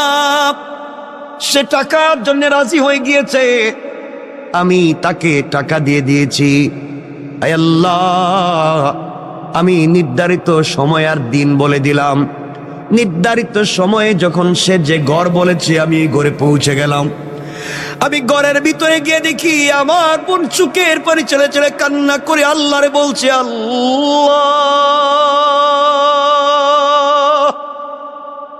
পুরা জিন্দগি সতীত্বের হেফাজত করেছি, পুরা জিন্দগি নিজের চরিত্রের হেফাজত করেছি। আল্লাহ, আজ না আমি বড় বিপদগ্রস্ত। আল্লাহ, কিছু ঋণ আনবার কারণে ও আমার সাথে জেনা করতে চায়, কুকর্মগুলাকে দূর করে তোমার দ্বীনের বুঝ দিতে। আল্লাহ, তার ভিতরে কি তোমার ভয় ঢুকাইয়া দিতে পারো না? আমি ঘরের ভিতরে গিয়ে আমার বোনের হাত ধরেছি। বোন ডাক দিয়া বলছে, বাইরে তোর ভিতরে কি আল্লাহর ভয় নাই? আল্লাহর কাছে ফিরে যাওয়ার কি তোমার ভয় নাই? রব বলেছে, ওয়াত্তাকু, ভয় করো ওই দিনকে, ইয়াওমান তুরজাউনা ফীহি ইলাল্লাহ, ভয় করো ওই দিনকে যেই দিন আমার কাছে তোমাকে ফিরে আসা লাগবে, ওই দিন তোমার হিসাব তোমাকে দেওয়া লাগবে। ও ভাই, তোর ভিতরে কি ভয় নাই? রব বলে দিয়েছে, ওই দিন যে অপকর্ম করবে, দুনিয়ার জমিনে যে গুনাহ করবে, কিয়ামতের দিনে আল্লাহ তার আমলনামা তার হাতে সোজা সোজা দিবেন না। হাতটাকে বুকের ভিতরে ঢুকাইয়া ভেঙ্গে পিছন দিকে দিবেন, আর ফেরেশতাদেরকে বলবেন, গোলামের হাতে তার কিতাব আমলনামাটা দিয়ে দাও। আল্লাহ বলবেন, ইকরা কিতাবাকা কাফা বিনাফসিকাল ইয়াওমা আলাইকা হাসিবা। বান্দারে, জীবনে যা করছো গোলাম, চলার পথে যা করছে, যে তোমার হাতে ধরাইয়া দিলাম, তুমি পড়ো। এমন সময় ফেরেশতারা বলবে, আল্লাহ, ওর মুখটা চোখটা তো সামনের দিকে, ওর হাত যে বুকের ভিতরে ঢুকাইয়া পিছন দিকে বের করলেন, আমলনামা তো পিছনে দিলেন, চেহারা সামন দিকে, আমলনামা পিছন দিকে, ও কেমনে দেখবে? আল্লাহ, আমলনামাকে ঘুরাইয়া সামনে নিয়ে আসবো। ও আবার ভাই, তুই শুন, আল্লাহ ডাক দিয়া বলবেন, না না, ওর আমলনামার সামনে আনা যাবে না, আমলনামার সামনে দেওয়া যাবে না। ফেরেশতারা বলবে, আল্লাহ, তাইলে আমলনামা পড়বে কেমনে? আল্লাহ বলবেন, শোনো ফেরেশতারা, ওর ঘাড়টারে মটকাইয়া দাও, ওর ঘাড়টারে মটকাইয়া পিছন দিকে করে দাও, চিৎকার করে যেন কানতে থাকে, চিৎকার করতে থাকে। ভাইরে, তোর হাতটা বুকের ভিতরে ঢুকাইয়া পিছন দিকে বের করা হবে, এরপরে তোমার ঘাড়কে মটকাইয়া দেওয়া হবে। এরপর আল্লাহ বলবেন, খুযূহু ফাগুল্লুহু সুম্মাল জাহিমা সাল্লু। ওরে ধরো রে, ভালো করে ধরো, আর জাহান্নামের গরম শিকল দিয়া হাত পায়ে দড়ি লাগাও, অপমানিত গোলামের ন্যায় টেনে টেনে জাহান্নামে নিয়ে যাও। কেন রে ভাই, তুই এই গুনার কাজ করে আমার সঙ্গে এত অপরাধ করবি? কেন রে ভাই, তুই জাহান্নামের আগুনে জ্বলবি? ভাই, তোর মনে কি আল্লাহর ভয় নাই? তোমার মনে কি জাহান্নামে যাওয়ার ভয় নাই? তোমার মনে কি আল্লাহর সামনে দাঁড়াবার ভয় নাই? তুমি কেমনে আমার সঙ্গে ওই নাফরমানি করবা? আয় আল্লাহ, আমি তো গিয়েছিলাম জেনা করতে, যাকে আমার জীবন যৌবন দিয়ে স্বপ্নে দেখি, যাকে আমি স্বপ্নে লালন করি, পুরা জিন্দগি থেকে যাকে একটা মিনিট পেতে চাই, পুরা জিন্দগি ভর যাকে নিয়ে স্বপ্ন দেখছি, আমার ওই বোনকে আমার হাতের মুঠোয় পাইছি, শুধু তার হাত স্পর্শ করছি, আমি শুধু তার হাত ধরছি। ওই সময় বোন আমাকে এই ওয়াজ শোনাইয়া দিছে, আল্লাহ, ওই দিন একাকিত্বে নির্জনে পৃথিবীর কোনো মানুষ নাই, একমাত্র আমার বোন আর আমি ছাড়া। ওই দিন আমি তো গিয়েছিলাম খারাপ কাজ করতে, কিন্তু বোনের 1 মিনিটের বক্তব্য শুনে তোমার ভয়ের কথা আমার ভিতরে ঢুকে গিয়েছিল। আমি আমার বোনের হাত ছেড়ে দিয়া ঘর থেকে বের হয়ে তোমাকে চিৎকার করে বলেছিলাম, আল্লাহ তোমাকে ভয় পাইছি, বোনের কথায় হাত ছেড়ে দিয়েছি, আর জেনা করব না, এই বলে ঘর থেকে বের হয়েছিলাম, আর জিন্দেগিতে বোনের দিকে চোখ তুলে তাকাই নাই। আল্লাহ তাআলা ওই দিন তো কোনো পুলিশ ছিল না, র্যাব ছিল না, border guard, CID, DIB, NSI, DGFI কেউ ছিল না। একমাত্র তোমার কথা শুনে তোমার ভয় আমার দিলে ঢুকে গিয়েছিল। তুমি বলেছো ওয়াত্তাকু ইয়াওমান তুরজাউনা ফীহি ইলাল্লাহ, আমার কাছে তো ফিরে আসা লাগবে। ওই যে ভয় ঢুকে গিয়েছিল, ভয়ের কারণে আমি হাত ছেড়ে দিয়েছি। আল্লাহ ওই দিনের কাজটা যদি একমাত্র তোমার ভয়ে, তোমার ভালোবাসায় হয়ে থাকে, আজকের মতো বিপদ থেকে বাঁচাইয়া দাও। ওই গোলাম দোয়া করতে দেরি হয়েছে, ওই গর্তের উপর থেকে পাথরটা 3 ভাগের 1 ভাগ অটোমেটিক সরে গিয়েছে। আল্লাহু আকবার। চিন্তা করেন কি বলতে চাই। আল্লাহর গোলাম বুঝতে পেরেছে। এবার আপনারাও বুঝেন, জীবনে ভালো কাজ করলে রব কিন্তু ফিডব্যাক দিবে। আপনি আল্লাহর পক্ষ থেকে বারাকাত পাবেন, এতে কোনো সন্দেহ নাই। কাজটা যদি হয় নির্বেজাল আল্লাহর জন্যে, খালিস নিয়তি আল্লাহর জন্য যদি হয়, দুনিয়ায় ইজ্জতের জিন্দেগি পাবেন, আখিরাতেও রবের কাছ থেকে পুরস্কার পাবেন। ওই জন্য 2 হাত জোড় করে আপনাদেরকে বলি, প্রয়োজনে আপনাদের পায়ে ধরি বলি, বলেন যদি বাসায় গিয়া পায়ে ধরতে তাও ধরি। আল্লাহর ওয়াস্তে চলার পথে রবকে ভয় করা শিখুন, হারাম কাজ থেকে নিজেকে বাঁচান। যেই সন্তান পরিবার আত্মীয় স্বজনের জন্য এত কষ্ট করি, কিয়ামতের দিন কিন্তু কেউ আমার আপনার আশেপাশে থাকবে না। সন্তান বাবার পরিচয় দিবে না, স্ত্রী স্বামীর পরিচয় দিবে না, মা বাবা সন্তানের পরিচয় দিবে না। ওই সময় একমাত্র নেক আমল তোমার আমার কল্যাণে আসবে। কথায় কথা চলে আসছে, মাঝখান দিয়া বলে দেই, যদি আপনি জিন্দেগিতে দুনিয়ার জমিনে কোরআন তিলাওয়াত করা শিখতে পারেন, কোরআন তিলাওয়াত করেন, শুধুমাত্র কোরআন তিলাওয়াত, এত ছোট্ট একটা আমলও যদি করেন, আল্লাহর রাসূল সাল্লাল্লাহু আলাইহি ওয়াসাল্লাম বলে দিয়েছে, পৃথিবীর জমিনে কেউ যদি কোরআন তেলাওয়াতকারী হয়, ওই কোরআন তেলাওয়াত তাকে জান্নাতে না পৌঁছানো পর্যন্ত আল্লাহর দরবারে সুপারিশের শাফাআত করা বন্ধ করবে না। সুবহানাল্লাহ পড়েন। কথায় কথা চলে আসছে, মধ্যখানে 1 মিনিটে বলে দিই, আল্লাহর গোলাম দুনিয়ার জমিনে আল্লাহর গোলাম ইন্তেকাল করেছে। কবরে যাওয়ার পরে সবাই মিলে, আত্মীয় স্বজন মিলে গোসল করাইয়া, কাফন পরাইয়া, হাতে পায়ে বেড়ি দড়ি লাগাইয়া, রশ্মি দিয়া বেঁধে সাদা কাপড়ে প্যাকেটিং করে সবাই মিলে নিয়ে যায়, তাকে কবরের দিকে নিয়ে যায়। বান্দা চোখের পানি ছেড়ে ছেড়ে কান্দে আর বলে, সন্তান তোর জন্য না ঢাকা শহরে এত সুন্দর বাড়ি বানাইলাম, তুই কেমনে আজকে বাপরে বান দিয়া তুই কই নিয়ে যাস?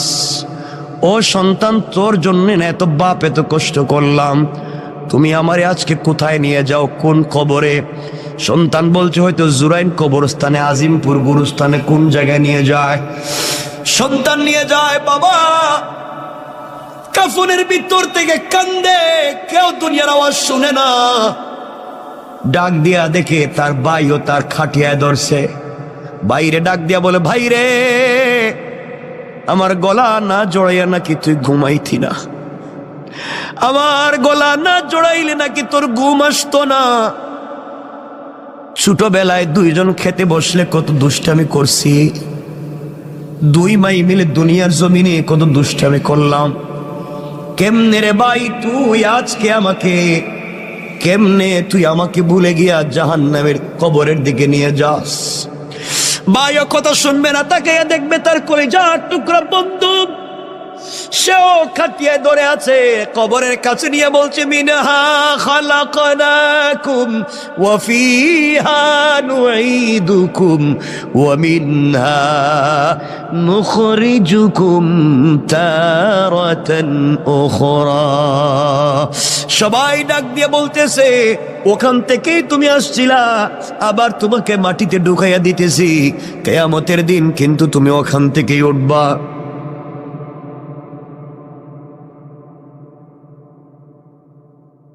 বন্ধু, কেউ তোমার কথা শুনবে না, আমার কথা শুনবে না। ওই সময় আল্লাহর গোলাম চিৎকার করে কান্না করে বলবে, ও গোলাম, আমার না ঘরে কত সুন্দর এয়ার কুলার, এয়ার কন্ডিশন ছিল, টাইস ছিল, সিরামিক ছিল, তুই আমার কই রাইখা যাস? সবাই মিলে তোমাকে আমাকে কবরের ভিতরে শোয়াইয়া দিবে, মাটি উপর দিয়া দিয়া যখন সবাই চলে আসবে, আল্লাহরে গোলাম কবরের ভিতরে কাঁদতেছে। এমন সময় ফেরেশতারা এসে তাকে জিজ্ঞেস করছে, মার রব্বুকা, ও গোলাম বলো না তোমার রবকে। গোলাম তো ঠিক মতো উত্তর দিতে পারে না, কারণ দুনিয়ায় রবের পথে চলে নাই। দুনিয়ায় রব যেই পথের কথা বলছে গোলাম, ওই পথে গোলাম চলে নাই। আজ গোলামকে কবরের ভিতরে বলছে মার রব্বুকা, গোলাম জবাব দিতে পারে না। ফেরেশতারা বলছে ওয়ামা দীনুকা, বলো না তোমার ধর্মের নাম কি, কোন ধর্ম নিয়ে আসছো? গোলাম জবাব পায় না।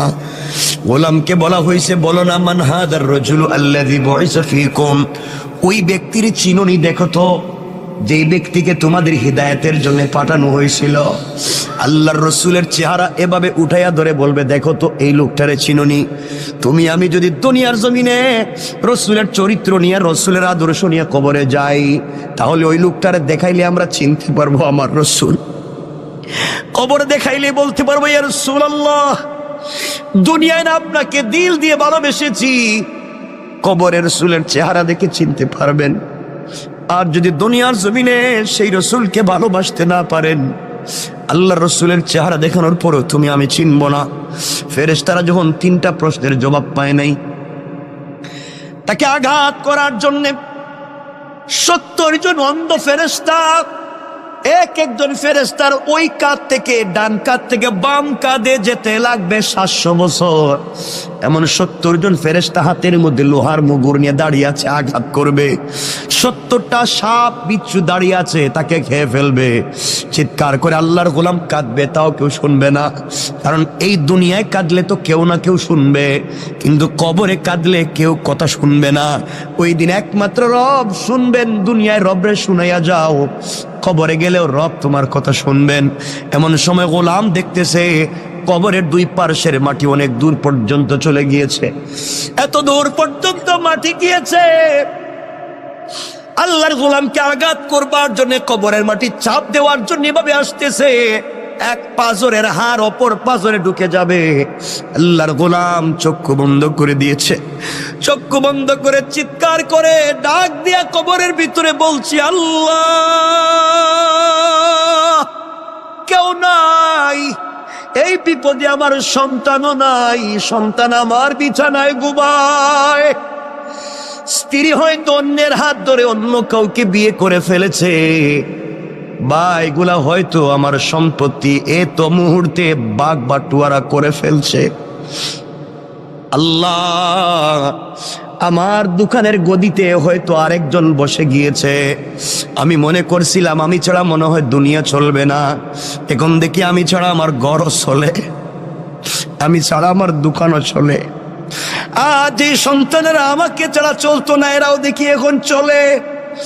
যে স্ত্রী আমাকে জড়িয়ে না ধরে ঘুমাইতো না, স্ত্রীও দেখি চলে।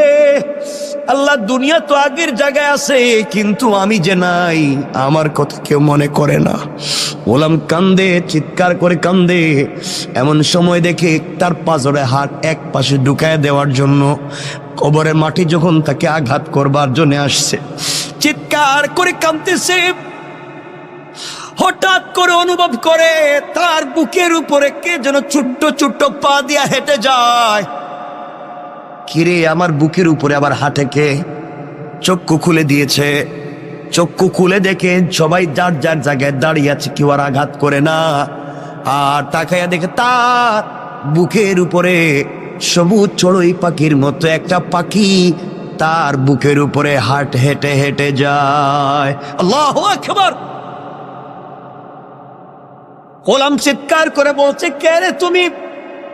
ডাইনে মাটি, বামে মাটি, নিচেও মাটি, উপরেও মাটি, তুমি কেমনে ঢুকলা? আমি তো অক্সিজেন নিতে পারি না। পাখি আল্লাহর কাছে বলছে, আল্লাহ তুমি আমার জবানটা খুলে দাও, আমি তোমার বান্দার সাথে 1 মিনিট কথা বলি। পাখির জবান খুলে দিয়েছেন। পাখি চিৎকার করে বলছে, আল্লাহর গোলাম, তুমি কাঁদবা না, তুমি আজকে টেনশন করবা না, তুমি অনেক কথার জবাব দিতে পারো নাই, কিন্তু আমি কি, আমি দুনিয়ার গাছের ডালে ডালে বসে সাধারণ পাখি না, আমি দুনিয়ায় বসবাস করার দুনিয়ার কোনো প্রাণী আর পাখি না, আমি হলাম তুমি এত কিছুর ভিতরেও যে প্রতিদিন ঘুমানোর আগে, এশার পরে ঘুমানোর আগে তুমি যে প্রতিদিন সূরা মুলক তিলাওয়াত করে ঘুমাইতে, আমি হইলাম সেই সূরা মুলক। আল্লাহ আমাকে পাখির সূরত ধরাইয়া তোমার বুকের উপরে বসাইয়া দিয়েছে। ও আল্লাহর গোলাম, নাওম কা নাওমাতিল আরুস, তুমি আমার ডানার নিচে ঘুমাও। এই বলে ছোট্ট পাখিটা তার দুইটা ডানা কবরের দুই পারে ধাক্কা দিয়ে রেখে দিয়ে বলছে ঘুমাও। বান্দা বলছে, পাখিরে তোর পাতলা হালকা দুইটা ডানা দিয়া কি কবরের মাটিরে আটকায় রাখতে পারবে? পাখি বলতেছে ঘুমাও। ফুলসজ্জার রাত্রে স্বামী স্ত্রী যেভাবে ঘুমিয়ে যায়, কখন সূর্য উদিত হয় বলতে পারে না, কখন সকাল হয় বলতে পারে না, তুমি এইভাবেই আমার ডানার নিচে ঘুমাইয়া যাও, কিয়ামতের দিন পর্যন্ত আমি তোমার বুকের উপরে বসে গেলাম, এই কবরে কেউ তোমাকে আযাব দিতে পারবে না। আল্লাহর গোলাম, তাও তোমাকে বলে দিলাম, আমি তো সূরা মুলক তোমাকে জানাইয়া দিলাম, কবরেও তোমাকে হেফাজত করব, পুল সেরাতেও করব, মিজানেও করব, যতক্ষণ পর্যন্ত সুপারিশ করে শাফাআত করে আল্লাহর জান্নাতে তোমাকে না পৌঁছাবো, ততক্ষণ পর্যন্ত আমি সূরা মুলকের সুপারিশ তোমার পক্ষ থেকে আল্লাহর দরবারে আমি বন্ধ করব না। আল্লাহু আকবার।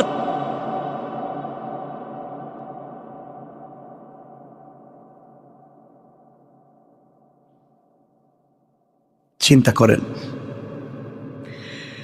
এই জন্য আল্লাহর গোলাম কথা লম্বা করতে চাই না, শুধু এতটুকুন বুঝাতে চাই, কার অহমিকায় পড়েছ? দুনিয়া তোমারে কেমনে এত পাগল করছে? দুনিয়া তোমার এত পাগল কেমনে করছে গোলাম? সব না সৌন্দর্য এখানেই থাকবে। তুমি তোমার বেডরুমটারে কত সুন্দর করলা, কয়েকটা দিন থাকবা, হয়তো ঘর থেকে বের হলে আর ফিরেও না আসতে পারো, কিন্তু অনন্তকাল যেই কবরে থাকবা, ওই কবরকে তুমি সুন্দর করলা না।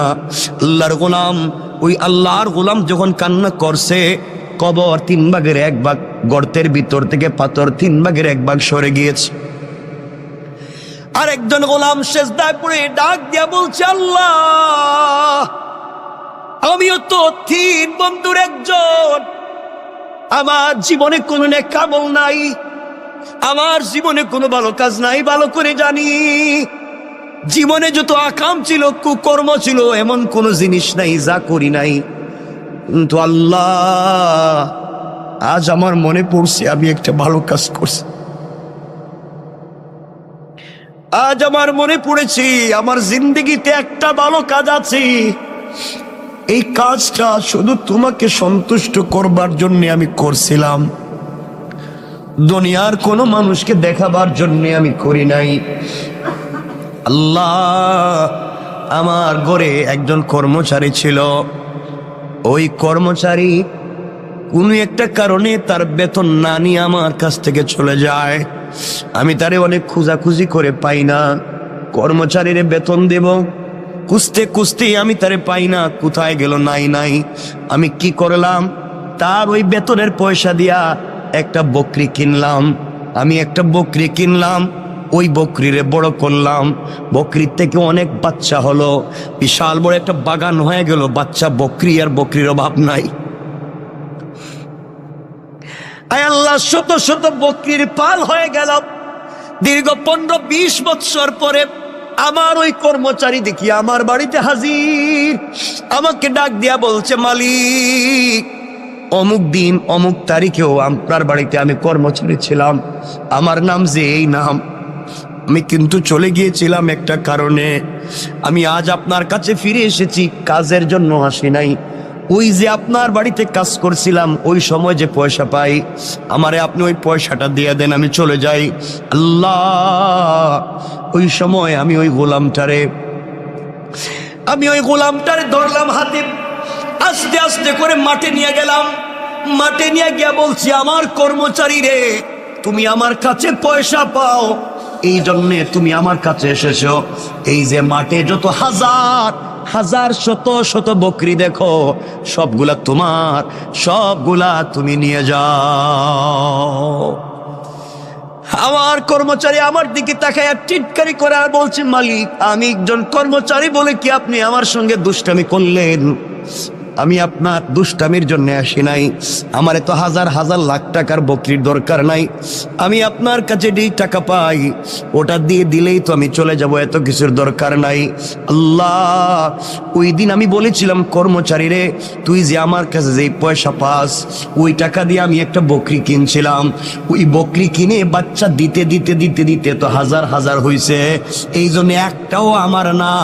এতদিন আমি ছিলাম আমানতদার, তোর এগুলার দেখাশোনা করছি, তোর জিনিসরা আমি দেখাশোনা করে রাখছি।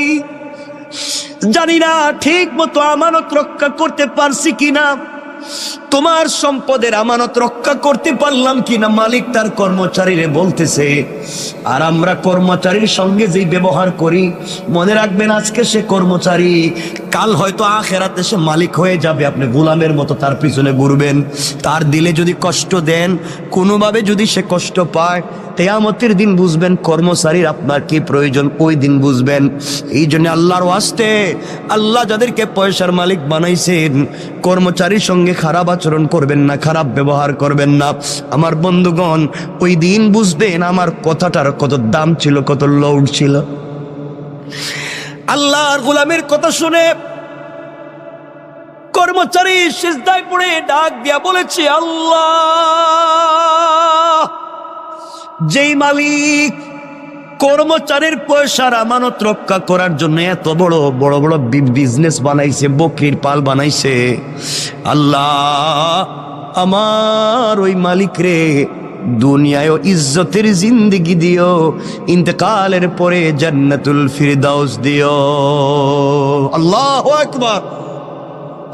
আয় আল্লাহ, ওই দিন যে হাসি মুখে আমি আমার কর্মচারীর কাছে যে সম্পদগুলা তাকে ফিরাইয়া দিলাম, তার ওই টাকা দিয়া যে এত কিছু বানাইলাম, আমি চাইলে ওই সময় তাকে যে টাকা সে পায়, 500 দিনার 100 দিনার দিরহাম পায়, ওটা দিয়ে দিলেই সে খুশি হয়ে যাইতো। কিন্তু এতদিন পরে আসছে, আমি তারে একটা বকরি দিলেই সে খুশি হয়ে যাইতো। আমি তারা যে হাজার হাজার বকরি দিয়ে দিলাম, এই যে একমাত্র আমানত রক্ষা করার জন্যে, আমানত রক্ষা করলাম। এই যে তোমাকে ভালোবেসে তোমার ভয়ে আমি ওই কাজ করলাম। আল্লাহ, ওই দিনের কাজ যদি তোমার কাছে পছন্দ হয়, আজ কি তুমি আমাদেরকে বিপদ থেকে বাঁচাতে পারো না? তুমি না বলছো ভালো কাজ করে দোয়া চাও, কল্যাণের কাজ করে কল্যাণের উসিলা নিয়ে দোয়া চাও। আয় আল্লাহ, এই ভালো কাজের কথা স্মরণ করে তোমার কাছে হাত উঠে দোয়া চাইলাম। বলো না, তুমি কি আমাদেরকে ক্ষমা করে দিবা না, বাঁচাবা না? আল্লাহর গোলাম ওইভাবে কান্না করে দোয়া করতে দেরি হয়েছে, তাদের মাথার উপর থেকে ওই পাথরের 3 ভাগের 2 ভাগ সরে গিয়েছে। আল্লাহু আকবার। 2 ভাগ সরে গিয়েছে।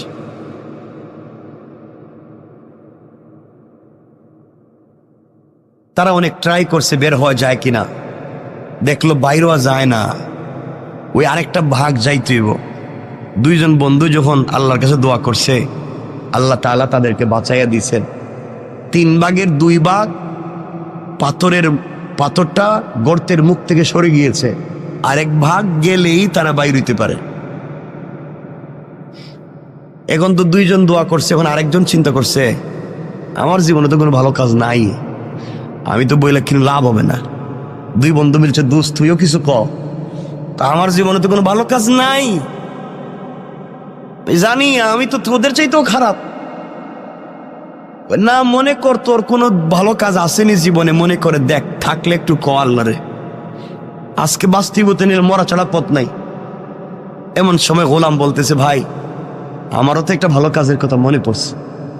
সুবহানাল্লাহ বললেন, জোরে আওয়াজ করে পড়েন না সুবহান। আমার একটা ভালো কাজের কথা মনে পড়ছে, বল না তোর ভালো কাজটা কি? এই সময় 3 নম্বর বন্ধু চোখের পানি ছেড়ে ডাক দিয়া বলতেছে, আল্লাহ,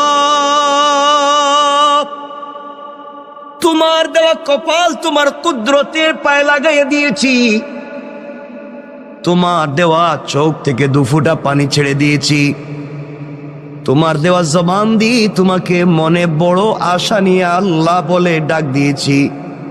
তুমি বলছো তোমাকে ডাক দিলে দুনিয়ার সকল মানুষেরা যদি বন্ধ করে দেয় দরওয়াজা, তোমার দরওয়াজা বন্ধ হয় না। আল্লাহ, তুমি বলেছ কোন মানুষ যদি অপরাধ করে, সন্তান যদি অপরাধ করে, মা বাবা হয়তো সন্তানকে ঘর থেকে তাড়াইয়া দেয়। গ্রামের কোন মানুষ যদি গ্রামে অপরাধ করে, গ্রাম মহল্লার মানুষ তাকে এলাকা ছাড়া করে দেয়। আল্লাহ, কোন ছাত্র যদি ক্লাসে অপরাধ করে, টিচার তাকে ক্লাস থেকে বের করে দেয়। কোন মুরিদ যদি পীরের সঙ্গে অপরাধ করে, পীর তাকে খানকা থেকে বের করে দেয়। আয় আল্লাহ, এমনকি মায়ের, যেই মায়ের পেট থেকে বের হয়েছি, সেই মাও তার সন্তানটাকে তাড়াইয়া দিতে পারে।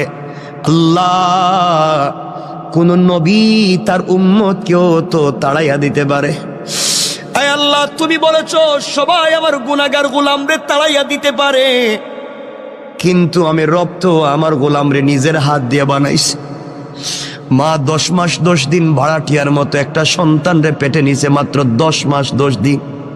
ওই মায়ের নাড়ি ছেড়া দন কিছু হলেই মা পাগল হয়ে যায়। গোলাম রে, তোর মা তো তোর হাত পা বানায় নাই, তোর মা তোর অক্সিজেন দেয় নাই, তোর মা তোর নাক কান চোখ মুখ দেয় নাই। ও বান্দা, তোর মা তোর লাঞ্চ, কিডনি, বাল, পিত্তথলি কিছুই দেয় নাই, সব তো আমি আল্লাহ দিছি। এরপরে 10 মাস তোর মা তোরে পেটে রাখবার পরেও যদি এত দরদ হয়, আমি রব তোরে আমার নিজের হাত দিয়ে বানাইছি। বল না বান্দা, তোর প্রতি আমার কত দরদ আর ভালোবাসা। ও বান্দা, দুনিয়ার সকল মানুষের দরওয়াজা যদি বন্ধ হয়ে যায়, আমি কথা দিলাম বান্দারি, আমার দরওয়াজা তোমার জন্য সকল সময় খোলা থাকবে। বলো না কি চাও?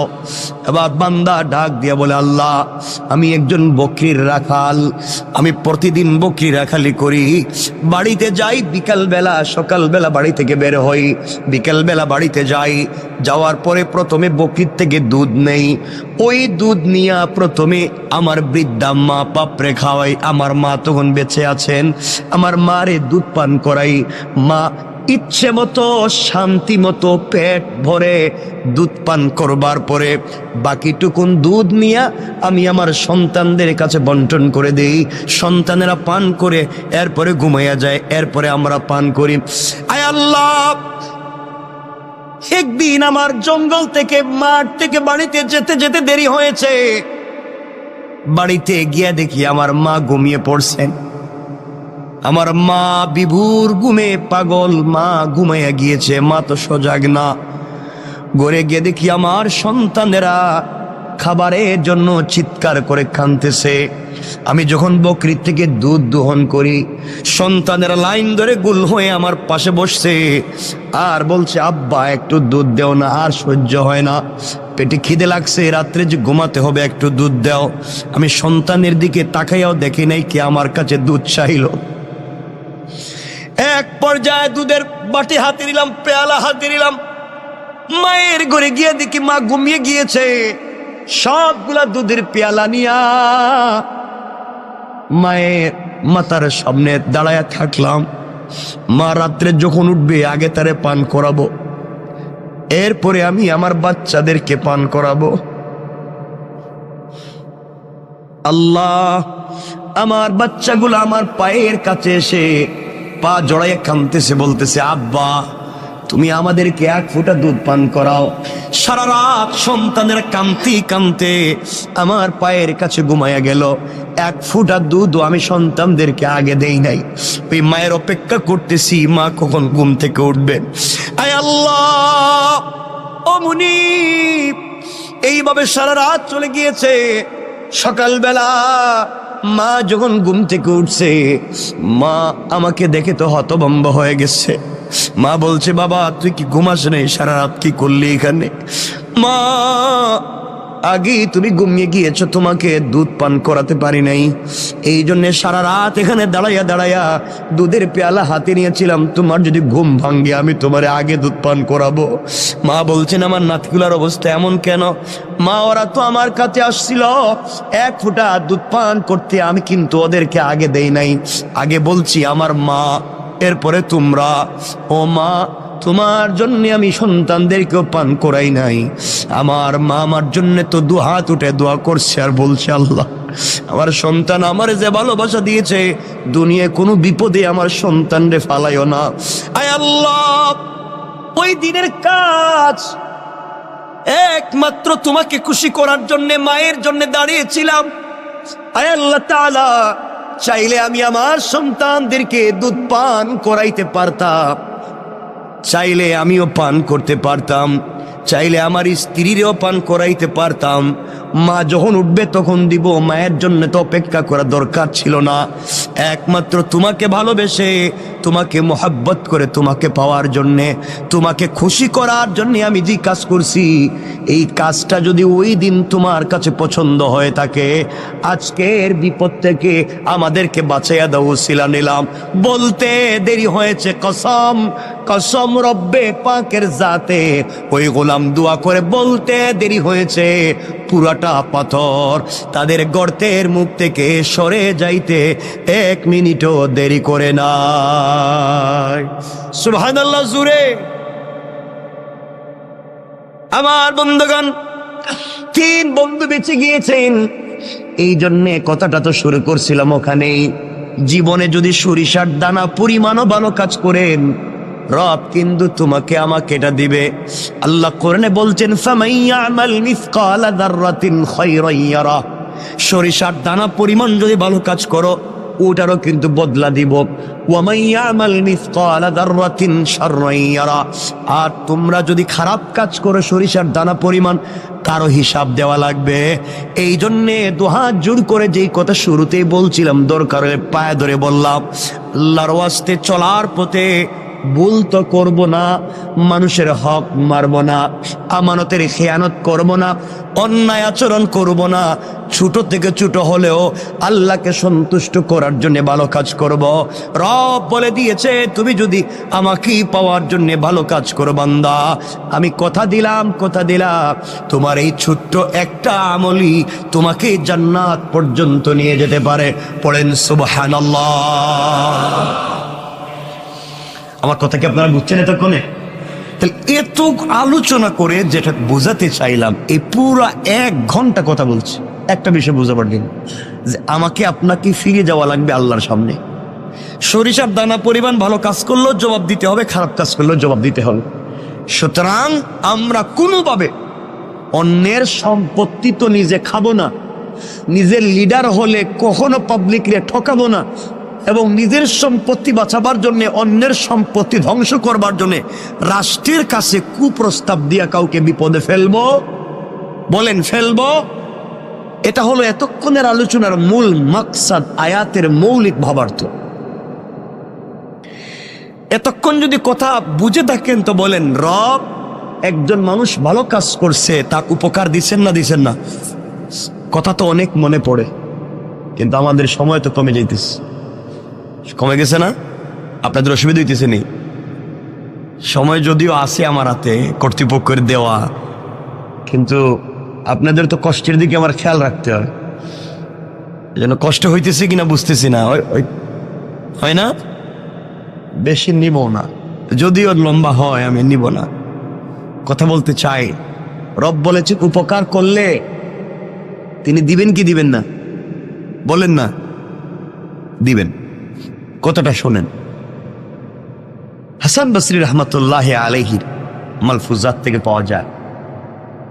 একবার হাসান বসরি রহমতুল্লাহ আলাইহ কবরের পাশ দিয়ে যাচ্ছেন, খুব বুঝবেন, কবরের পাশ দিয়ে যাইতেছে। চিন্তা করলেন, কবরের কাছে গিয়ে চিন্তা করলেন, একটু মোরাকাবা করে দেখি তো কবরের মানুষ কেমন আছে। মোরাকাবা করলেন, করে দেখেন কবরের মানুষ খুব খুশি, হাসি খুশি, কেউ কষ্টে আছে, কেউ দুঃখে আছে। আর এর মধ্যে একজন মুরব্বী কবরের ভিতরে তার খুব আযাব হইতেছে, একজন মুরব্বীর কবরে খুব বেশি আযাব হইতেছে। আর আবার দেখলেন আরেক জায়গায়, দেখেন আরেকজন মুরব্বী বসে রইছে আর হাসতেছে। তিনি কিছু দুরূদ পড়লেন, তিনি কিছু দোয়া করলেন, এই সওয়াবগুলো আল্লাহ তাআলা কবরে পৌঁছাইয়া দিলেন। সুবহানাল্লাহ পড়েন না? তিনি তাকাইয়া দেখেন কবরের সকল মানুষ লাইন ধরে এসে এই সওয়াবগুলা নিয়ে যায়। এক মুরব্বী বসে রয়েছে কর্নারে, ও আয় না, উঠে না। হাসান বসরি বলেন, মোরাকাবায় তাকে জিজ্ঞেস করলাম, বাবা কবরের মানুষ কি বিপদে আছে? আমি সূরা ফাতিহা তিলাওয়াত করলাম, সূরা ইখলাস পড়লাম, এর সওয়াব যখন কবরে পৌঁছাইলাম সব মানুষ এসে নিয়ে যায়, তুমি এদিকে আসতেছো না, ঘটনা কি? কয় আমার দরকার নাই। দরকার নাই কেন? কয় আমার একটা ছেলে আছে, অমুক বাজারে দোকানদারি করে, ওই ছেলে প্রতিদিন আমার জন্য কোরআন তিলাওয়াত করে সওয়াব আমার কবরে পৌঁছাইয়া দেয়। আমি আমার সন্তানের উপরে খুশি, সন্তান সারাদিন বাজারে দোকানদারি করে, ফাঁকে ফাঁকে সময় পাইলেই আমার জন্য তিলাওয়াত করে সওয়াব পাঠায়। এই জন্য আমার তাড়াহুড়া নাই, আমি একটা ছেলে রেখে আসছি দুনিয়ায়, খুব ভালো। ওই ছেলেটা আমি বাপরে বইলা যায় নাই, এই জন্য সন্তানরে ভালো মানুষ বানাইছিলাম। কবরে আসার পরে সন্তান আমার জন্য দোয়া দুরূদ পড়ে আমার জন্য আমল পাঠায়। আর আমরা এমন সন্তান রাইখা যাই, বাপ মারা যাওয়ার আগেই এর মাইরে ফেলায়। কথা বলেন না কেন?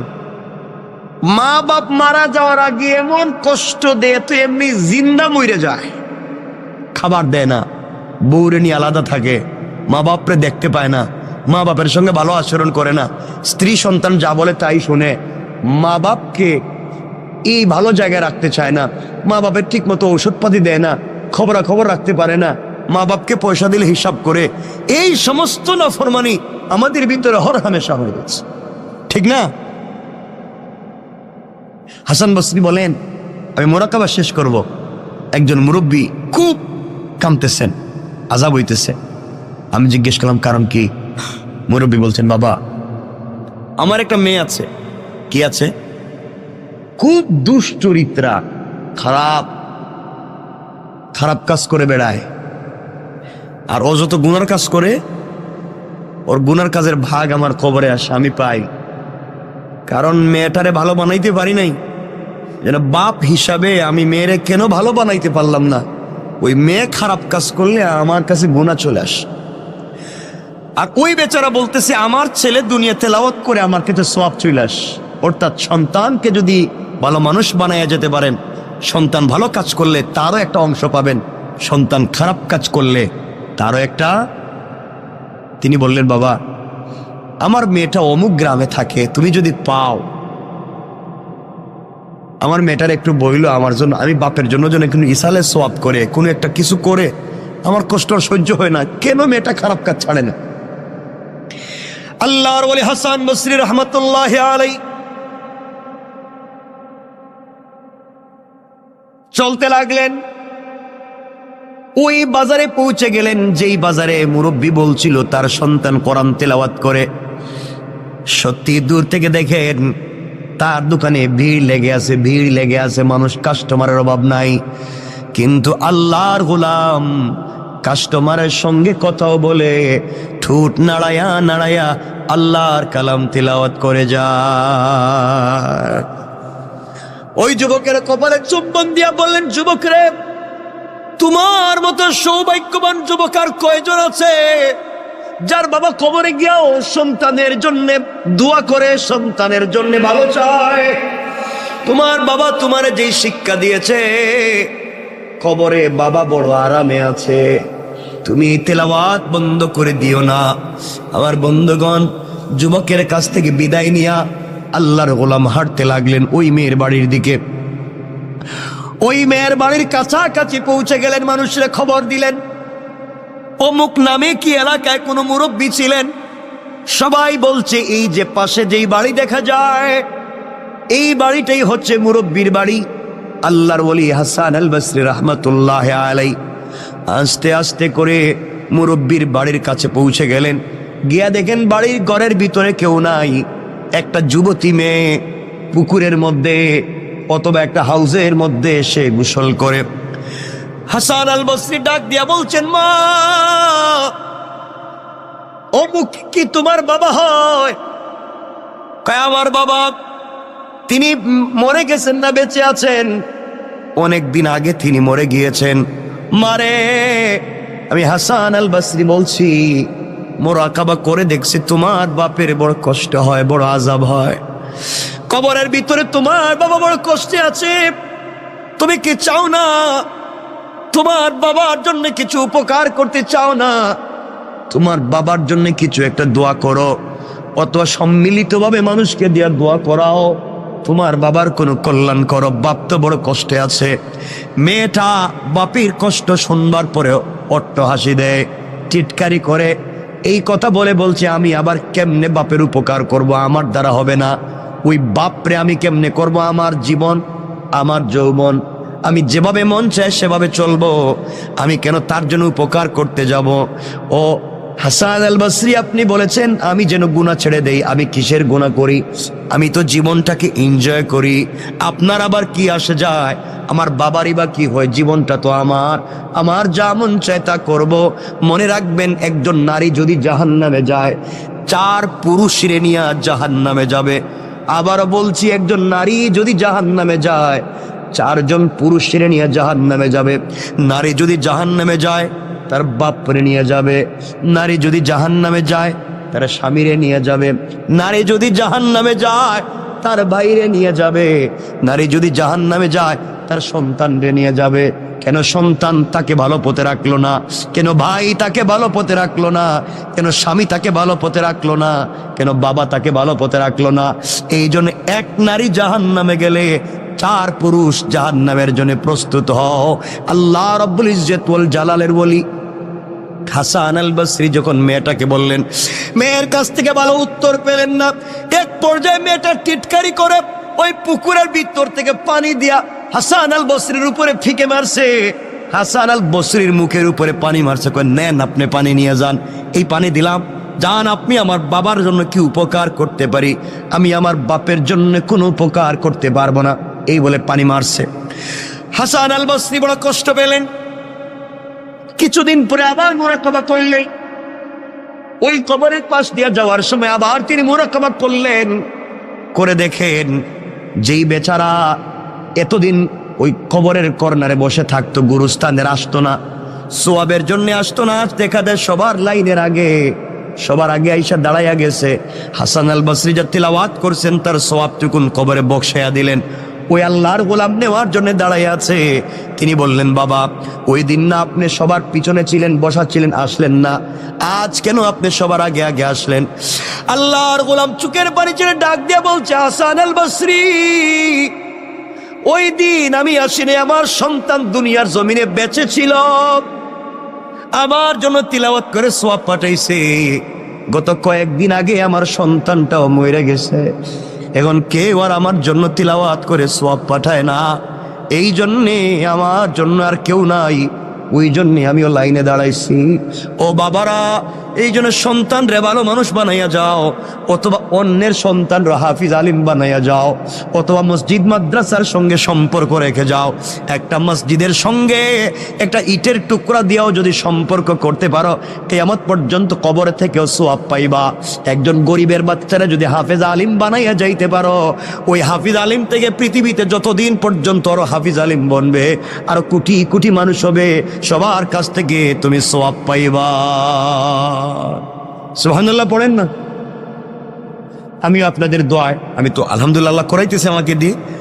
আমি সিলেটে, আমার এলাকায় জন্ম, যেখানে আমি একটা প্রতিষ্ঠান, প্রায় 40 কোটি টাকা আমরা ওই যে এই সপ্তাহে ভিত্তিপ্রস্তর করবো ইনশাল্লাহ। মাদ্রাসা চলতেছে অলরেডি, বাকি বিল্ডিংয়ে ভিত্তিপ্রস্তর হয় নাই, টিন শেড। এই সপ্তাহেই আমরা 10 তলা ফাউন্ডেশন দিয়ে ভিত্তিপ্রস্তর করতেছি। কারণ 100 জন ইয়েতিম, একেবারে ইয়েতিম বাচ্চাকে আমরা টোটাল হাফিজ আলিম আমাদের খরচে বানাবো ইনশাল্লাহ। 100 জন। এভাবে চলতে থাকবে। আমরা নিচে মসজিদ করতেছি দোতলা পর্যন্ত, উপর থেকে মাদ্রাসা করতেছি, মহিলাদের জন্য আইটি করতেছি, কারিগরি করতেছি, মহিলাদের জন্য এবং বাচ্চা পুরুষের জন্য আমরা একটা মিক্স, আমরা একটা ভালো ব্রিটিশ কারিকুলামে আজহার এবং মদিনার আদলে একটা ইংলিশ মিডিয়াম ইন্টারন্যাশনাল একটা মসজিদ, মাদ্রাসা এবং স্কুলকে একীভূত করে একটা শিক্ষা সিলেবাস তৈরি করতেছি। আল্লাহ যেন কবুল করে, দোয়া করবেন। এটা এই শহরে করার ইচ্ছা ছিল এবং এই শহরেই করতে চাইছিলাম এবং শুরুও করেছিলাম। আল্লাহ চাইলে এই শহরেও আমাকে দিয়ে খুব তাড়াতাড়ি আমরা করে ফেলবো ইনশাআল্লাহ, ইনশাআল্লাহ। এই মসজিদও তো মাদ্রাসা আছে না? নাই? চমৎকার একটা মাদ্রাসা আছে, কতগুলো বাচ্চা এখানে পড়ে, আমার খুব ভাল লাগে। বাচ্চাদের পড়া খুব ভাল লাগে, ওরা তো গুনাহ নাই তো, এজন্য ওদেরকে সময় দিবেন, মাদ্রাসার দিকে খেয়াল রাখবেন, জীবন উল্পাল্টে যাবে একবারে। মাদ্রাসার দিকে খেয়াল রাখবেন তো ইনশাআল্লাহ সবাই। আমার বন্ধুগণ, কত লম্বা হয়ে যাচ্ছে। আল্লাহর ওলি বুঝলেন ওই বেচারার ছেলে মারা গিয়েছে, এই জন্য আর সওয়াব পাঠায় না। হঠাৎ করে তাকাইয়া দেখেন ওই দিন যেই মুরব্বী লাইনে সবার সামনে ছিল, আজ দেখা যায় জান্নাতের গালিচায় বসে বসে জান্নাতি ফল খেয়ে যায়। আশ্চর্য হলে মোর মেয়ে তো জিনাকারী, ওই মেয়েটা তো আমার পানি দিয়ে টিটকারি করছে, ওর বাবা কবরে এত শান্তি পাইলো কেমনে জানতে চাই। জিজ্ঞাসা করে, বাবা তুমি আজকে কবরে এত শান্তি কেমনে? তোমার মেয়েরে তো বলছিলাম। আপনি আমার মেয়েরে বলছিলেন, আমার মেয়ে আমার জন্য এত বড় ভালো কাজ করছে, ওই ভালো কাজের উসিলায় আল্লাহ আমাকে মাফ করে জান্নাত দিয়ে দিয়েছে। আল্লাহর ওলি বলেন, না না, তোমার মেয়ে কোনো ভালো কাজ করে নাই। কই, আমি বলার পরে আমার এনে টিটকারি করছে। তোমার মেয়েটাকে তো কোনো ভালো কাজ করতে দেখলাম না, তো জিনাকারিনী। আল্লাহর ওলি মুরাকাবায় গিয়ে দেখেন ওই মেয়েটা টিটকারি করে, মস্কারা করে, এক হাতের মধ্যে পানি নিয়া, এক মুষ্টির মধ্যে পানি নিয়া হযরতে হাসান বসরির উপরে যে মারছিল, ওই পানিটা জমিনে পড়ছে। জমিনের ফাঁকা ছিল, ফাঁকার মধ্যে অনেক দিন থেকে একটা ব্যাঙ হা করে আসমানের দিকে তাকাইয়া বলছে, আল্লাহ তুমি কি বৃষ্টি দিবা না? তুমি কি আমারে পানি পান করাইবা না? আমি যে মরে যাই, কোন দিন মরি কেউ খবর রাখবে না। আল্লাহ তুমি কি আমাকে একটু পানি পান করাইয়া তো মারবা? ওই সময় ওই বেজে হাসান বসরির উপরে পানি মারছে, ওই পানিটা গিয়া ব্যাঙের মুখের মধ্যে পড়ছে। আল্লাহু আকবার, জোরে বলেন না। ব্যাঙ ওই পানি পান করে চিৎকার করে বলছে, আল্লাহ যে আমারে পানি পান করাইয়া বাঁচাইলো, তার কেউ যদি কবরে থাকে, আল্লাহ এর ওসিলায় তারে মাফ করে জান্নাত দিয়া দাও। আল্লাহ ওই দুয়ারে কবুল করছে, এই জন্য আল্লাহ আমার মাফ করে দিয়া জান্নাত দিয়ে দিয়েছে। পড়েন সুবহানাল্লাহ। অনেক কথা হয়ে গেছে আজকে, আর কথাকে লম্বা করতে চাই না। আমার জন্য দোয়া আছে, আপনাদের জন্য দিল থেকে দোয়া থাকবে। আল্লাহ তাআলা আমাদের সবাইকে কবুল করুক। আজকে কোথায়, আমি তো চাইছিলাম তাফসির করতে, আজকে আমার মন চাইছিল, আমি রেডিও করছিলাম,